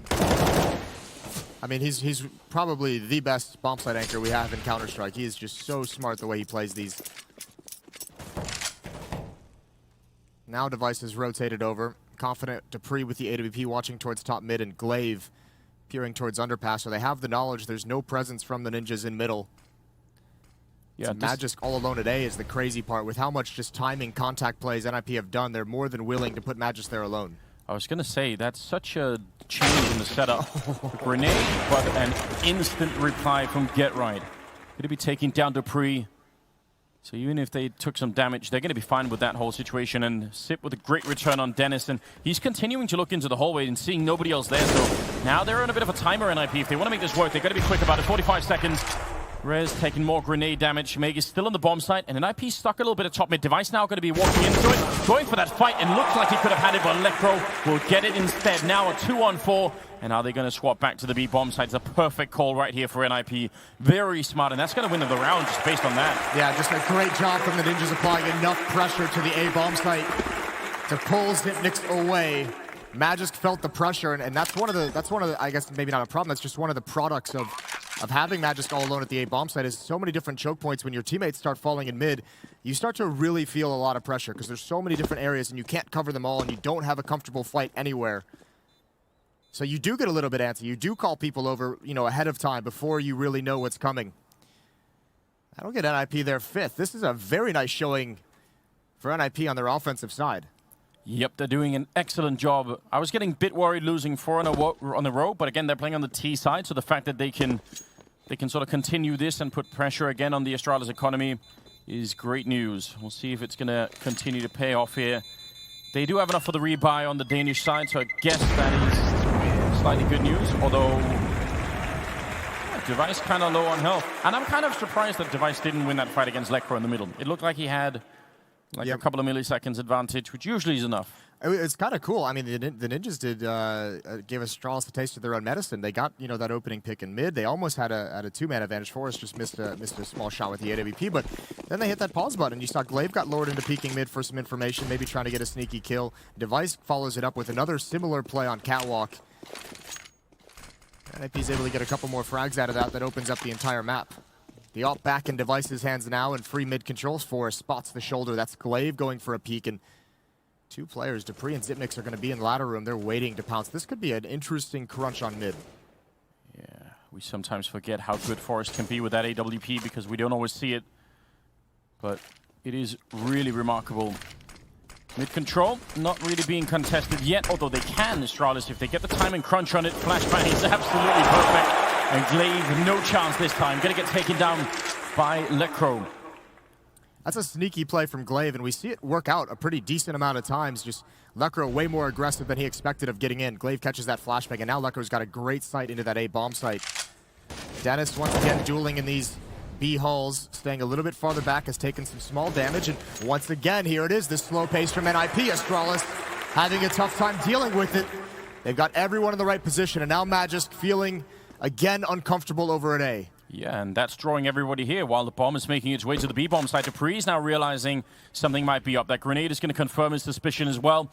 Gonna hear it on the other side, goes for the spray on Rez, but there's still so many people here, and Lekro's lurking in the middle of the map, so even if they try for this retake, Lekro just might explode this whole round, and Magus, I think he's gonna be too late on that flank, and I think Lekro's gonna be the one to win this round. They're waiting and trying to take this fight, but now when they fall back, he's still gonna be effective. Hearing them exit and creeping in, looking for the fight. Three in a lot of trouble, and just gonna make the kill happen anyway. I'm kind of shocked that happened. I feel like that could have been much worse punishment for Astralis, but I don't think it matters. NIP still win the round. That's going to be frustrating for Lekro that Dupree just got right behind that staircase at that moment. NIP really wanted to shut it down, and you can tell why. They know the economy of Astralis is at the breaking point. They wanted to take those weapons away, forced to save. Device doing a great job protecting on the... And NIP's losing just too many weapons at the end. Not a huge deal. They do have a decent amount of cash, but they're going to spend a lot to rebuy. So is Astralis going to drop some rifles over to Glaive and Zipnix, and a timeout going to be taken as Astralis talk it over.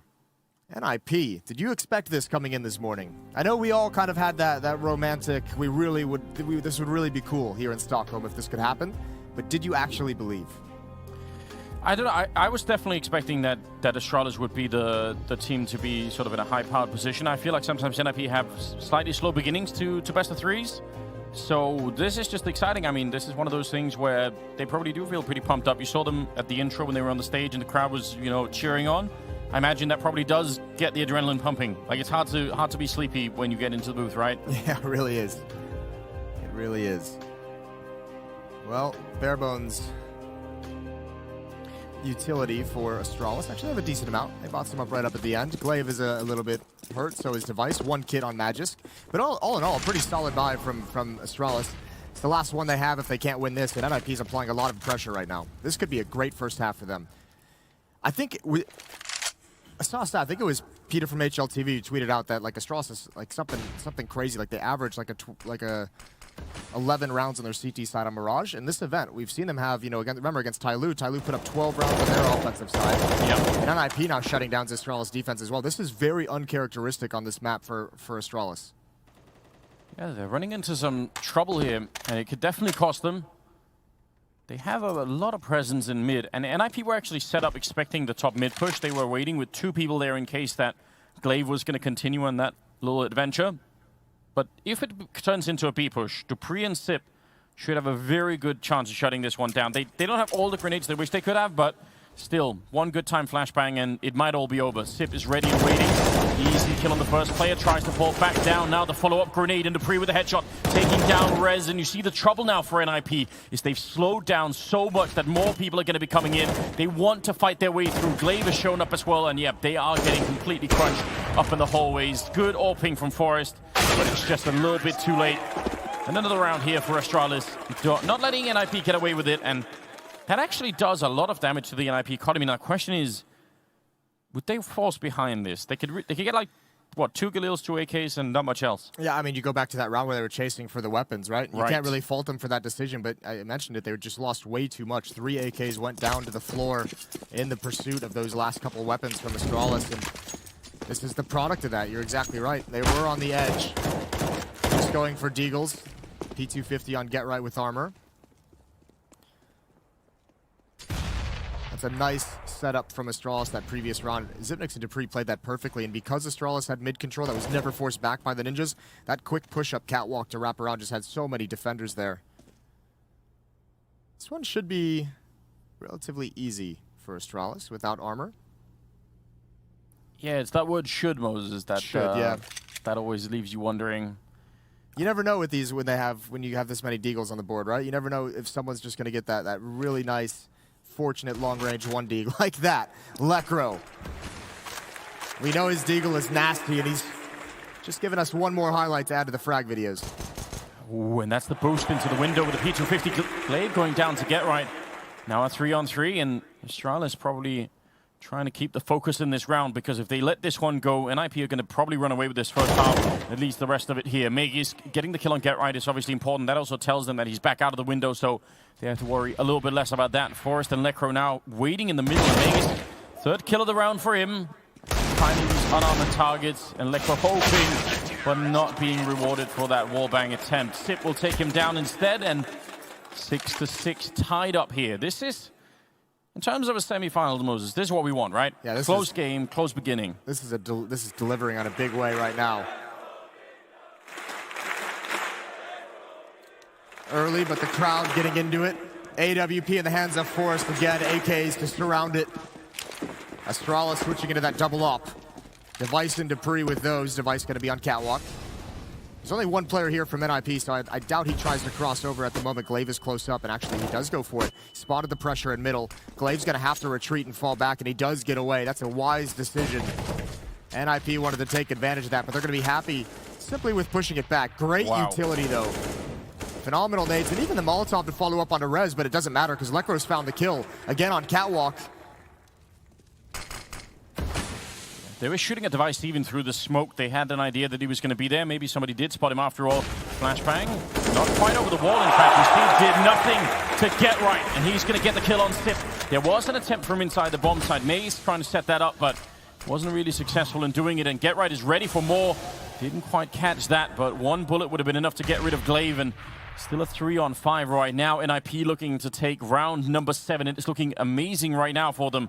Again, the full stack at A, and NIP go B. They've got a very good read. I mean, they're playing well individually, but tactically they're making smart choices as well. And Get Right's in a great position. A great position to get some of these kills. He hears all the footsteps. He knows they're evacuating. This could be great from the lurker. There's the first. Goes for more. Oh, he falls down. Still an opportunity, though.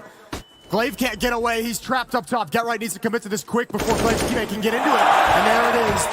Dupree now caught out. And Get Right's doing everything. This time they want all the weapons. And they're going to get it.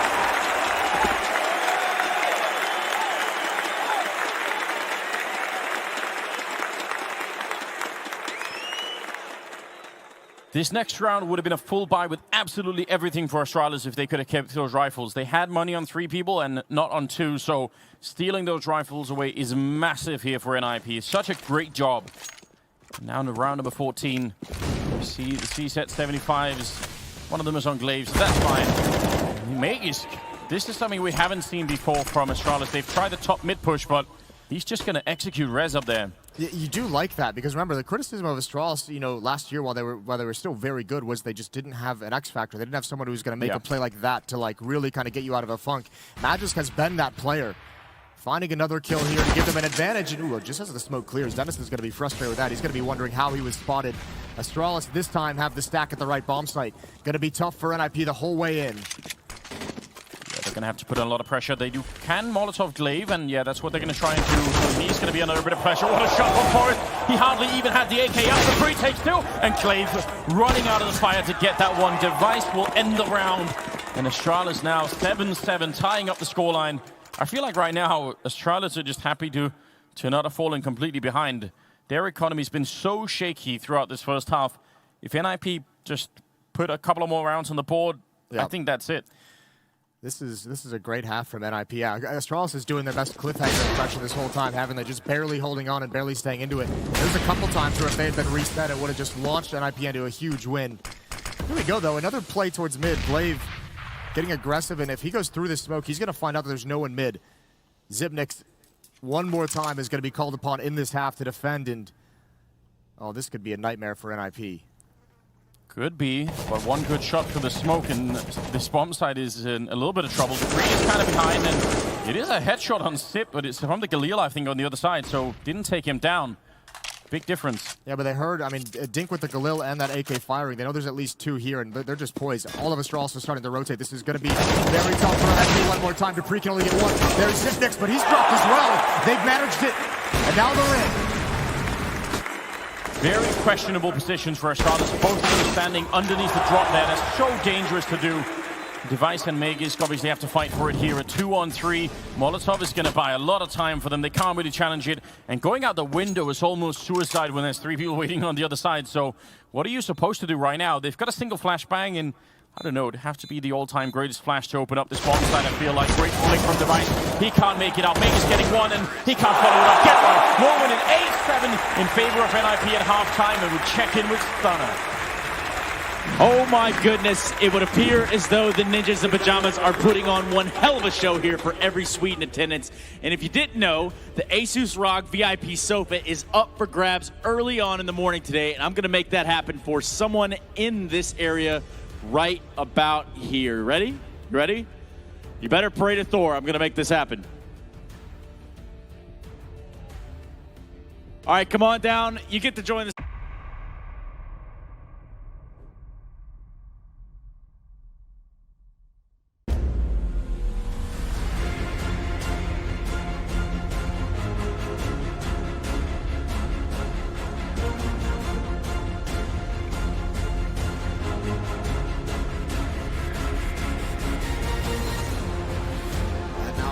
back to the ankle. Yeah, this should be impossible. That's a nice flick, though. And he's got to find Hobbit off to the left. Oh! What is that flick from Draken? Golden with the Molotov down to try and find them up a bit of time, get across to the site. Just has bit the dust. Booms is going to come up with another one. And another! He's been a beast so far this event. Guardian's already tagged. So too is Olaf. They're going to have to hit a perfect shot. They can't do it. Jocko goes back. Guardian's got to make up for it. He's tapping him, but he can't find it. Fallen's on the defuse. Fallen is on the defuse. The lineup, he's still there. It's done. He doesn't have the ammo. He doesn't have the ammo. He's holding it. Guardian!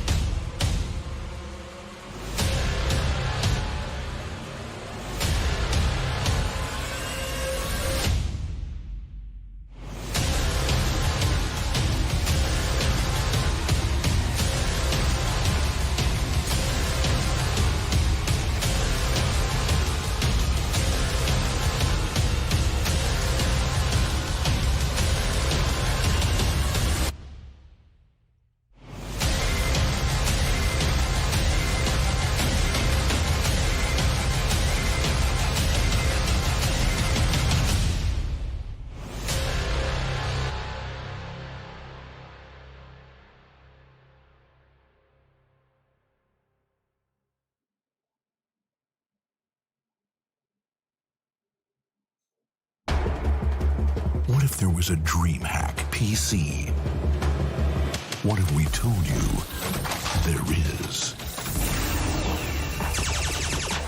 This is the DreamHack PC, built with the best components on the market, optimized for a flawless esports experience. Just add games.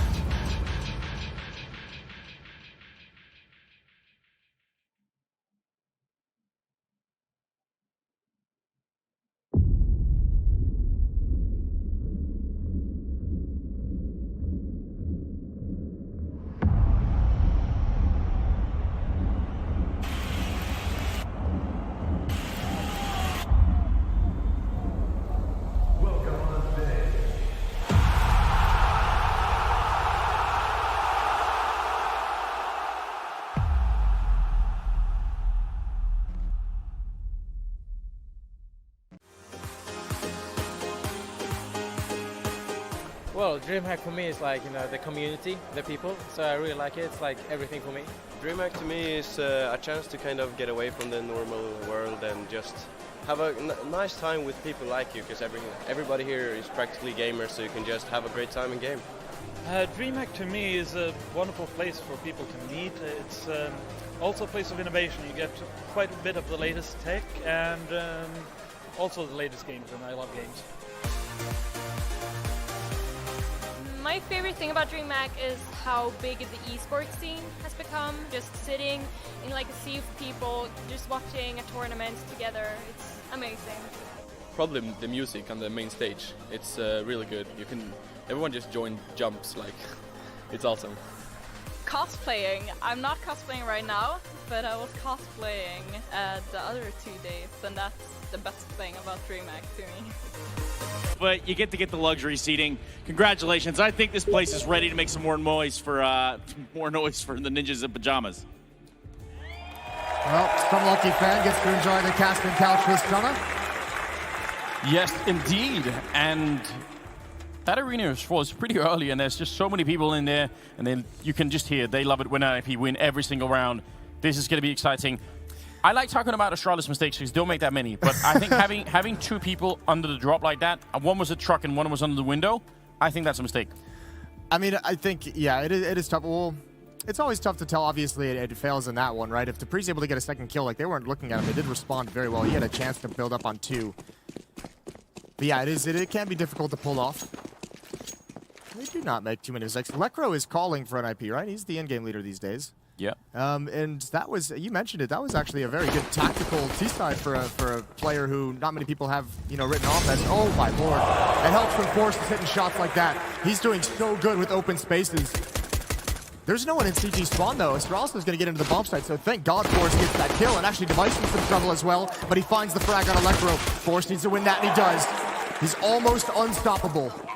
He hasn't even reloaded. He's got 6 bullets right now, just running in and looking for the kills. He's going to get one more headshot. Taking down Snip.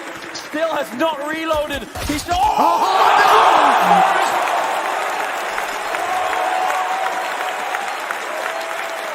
that is unbelievable. Forrest has come to play. 7 kills across both pistol rounds. From start to finish, this round is all his. Why is he not reloading? Is he just conserving ammo? Thinking about the environment, Moses? This is mental. He's got almost... I can't believe it. I just cannot believe it. 9-7. He's getting to that point now where it looks so easy. And he's getting a beautiful tribute from the Swedish crowd. 9-7. He's put his team in a great position to start off this defense. And here it comes. Fast-paced now. Get right. Shut down in the open. But Rez is ready. They line up for him. He obliterates all of his players. And he might get the ace. Oh, there it is. All 5 kills. Had to sacrifice Forrest, but it's fine.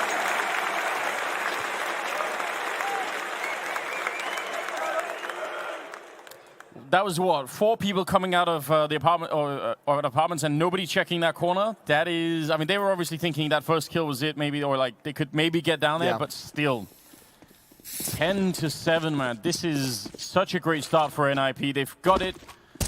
on the line right now. Device taking down one. Very dangerous for Dennis. He still gets a double. Oh, almost a third one. That could have definitely worked out. He should have probably been dead with no kills whatsoever. And Rez and Glaive having a bit of a fight, and equal trades going on here. MP7 long range for Lekro, not really a favorable fight, but now it gets a bit closer. It can actually work out, and you can tell Magus just wants to buy time. Get right, gonna make sure that does not happen. You gotta love the stand from Dennis. He realizes you just can't fall back. You're fighting the whole way there, and he sticks to it. Astralis might be thinking maybe Get Right rotated away after getting that kill, but that is not the case. They're in for a rude awakening if they come here. Lekro, a lot of damage. There's Get Right, the headshot, the off angle. Zivix even read it well. He knows that bumps it intimately, but still can't stop Get Right. Glaive blind. They know he's sticking around. 50 seconds, plenty of time, but 6 HP. And there it is. Get Right to the face. He said he didn't have enough impact yesterday. He's having a hell of a game. It's 16 kills for Forrest, 14 for Get Right. And it's got to be a lot of PTSD for teams when those two guys are at the top of the scoreboard. Yeah, the original duo, isn't it? Very, very hard to get by once they get up and running. It's been a really long time, but for him to have a good game here at the semifinals, that would be almost too much to ask for. The Deagles and a couple of P250s, I believe they're on the T side of Astralis now. Didn't really work out for NIP when they tried to run this. When they were on the T side, they didn't have much of an impact with the Deagles, but maybe they could change here. Certainly Astralis have some players that are well known for it. Very defensive setup right now for NIP. Not giving them much of a chance to sneak any kills away. No peeking going on in middle, really. No kind of craziness. They've used a lot of smokes, though. They only have 2 left. They've already used 3 in the very first 30 seconds of this round. So when those start to fade, you can see Astralis is being equally patient and equally far back because they want those smokes to disappear. They want to be able to take that shot. Find those headshots. Create a gap that somebody can exploit. Bomb is still waiting over by A, and it looks like Dupree's going to be the first to challenge, and he's got a pretty nasty deagle as well. Timing could have been with him just as the smoke was about to land, but Lekro will be just fine securing that kill. Sip, I think, wants to try and take a fight into the A-bomb site. Device coming in from the other angle. Oh, the timing is so good against Rez. He's not going to be happy. He goes high, however, and I guess that's enough. Almost Get Right going down, but the round is going to finish in favor of NIP with a 12-7 scoreline now. 4 rounds away from stealing this map from Astralis. That in itself would be just incredible. They're doing a remarkable job. See what Astralis can bring us here now that they have rifles. I'm curious if they're going to have something special prepared here. Well, they better. They're getting close to that point where another loss and could just be out of the fight. Might just be too far. We know they're phenomenal at comebacks. Look at Dennis. Oh, he wants to put the dagger in. Waiting patiently. Dupree checking for any kind of a push. It's not there. Dupree Dennis right around the corner. Wanted to take that fight when they get to the bottom. Dupree's ready. So much it can be dictated. Oh, the shoulder peek. Dennis is going to go for it. Dupree's ready. What a nice play. Rez taking some damage as well. Everyone from Astralis getting a little bit more aggressive in this round. Magnus is already up, and there's the kill. Get Right's got to recover, but he's stuck in the bomb site now. Lekro trying to hold down the fort, and Get Right's forced action, and he can't do it. Great pressure applied from so many different spots by Astralis. What a technical win from Dupree in an underpass. Yeah. The shoulder peek, he falls back far enough that he can get the rifle out in time. Just all of it really well done. 12-8 here, and Astralis winning their rifle round. That is really, really important. As you said, might have been out of the fight if they couldn't put that together. Look at all the angles that Astralis is applying pressure. Connector, A-Ramp, and Palace were all fighting at the same time. And even though it was just one player in each, that can look like it's a very individual round, but it's the timing that they're all taking those fights where that teamwork is really, really effective. No one from NIP can group up to eliminate any one player. It's just who's going to win this duel. And unfortunately for NIP, it was Astralis each and every time. As you said, when you've got multiple angles and some of the defense falls, especially in that A-bomb site, somebody else has to sort of cover that new angle that's now gone, and it just gets progressively worse every time somebody dies. That is a really good double peek, but they're not quite ready for Dennis. He's going to take one. The follow-up is great for Device. Now it's just trading back and forth, a 3-on-3, and Rez got to be very careful. If he dies here in the middle, that separates both the bomb sites, and there's really no connecting it any longer. And Sip, oh, the fire shot coming out there from Get Right. Otherwise, he might actually almost walk into it. Sip's going to go down anyway. What a great peek. It's good to see Get Right playing like this, taking those fights when they present themselves. Feeling confident, obviously, this morning. Dupree working his way up catwalk. That was a big, big fight to win for NIP to give them the advantage and keep their map control.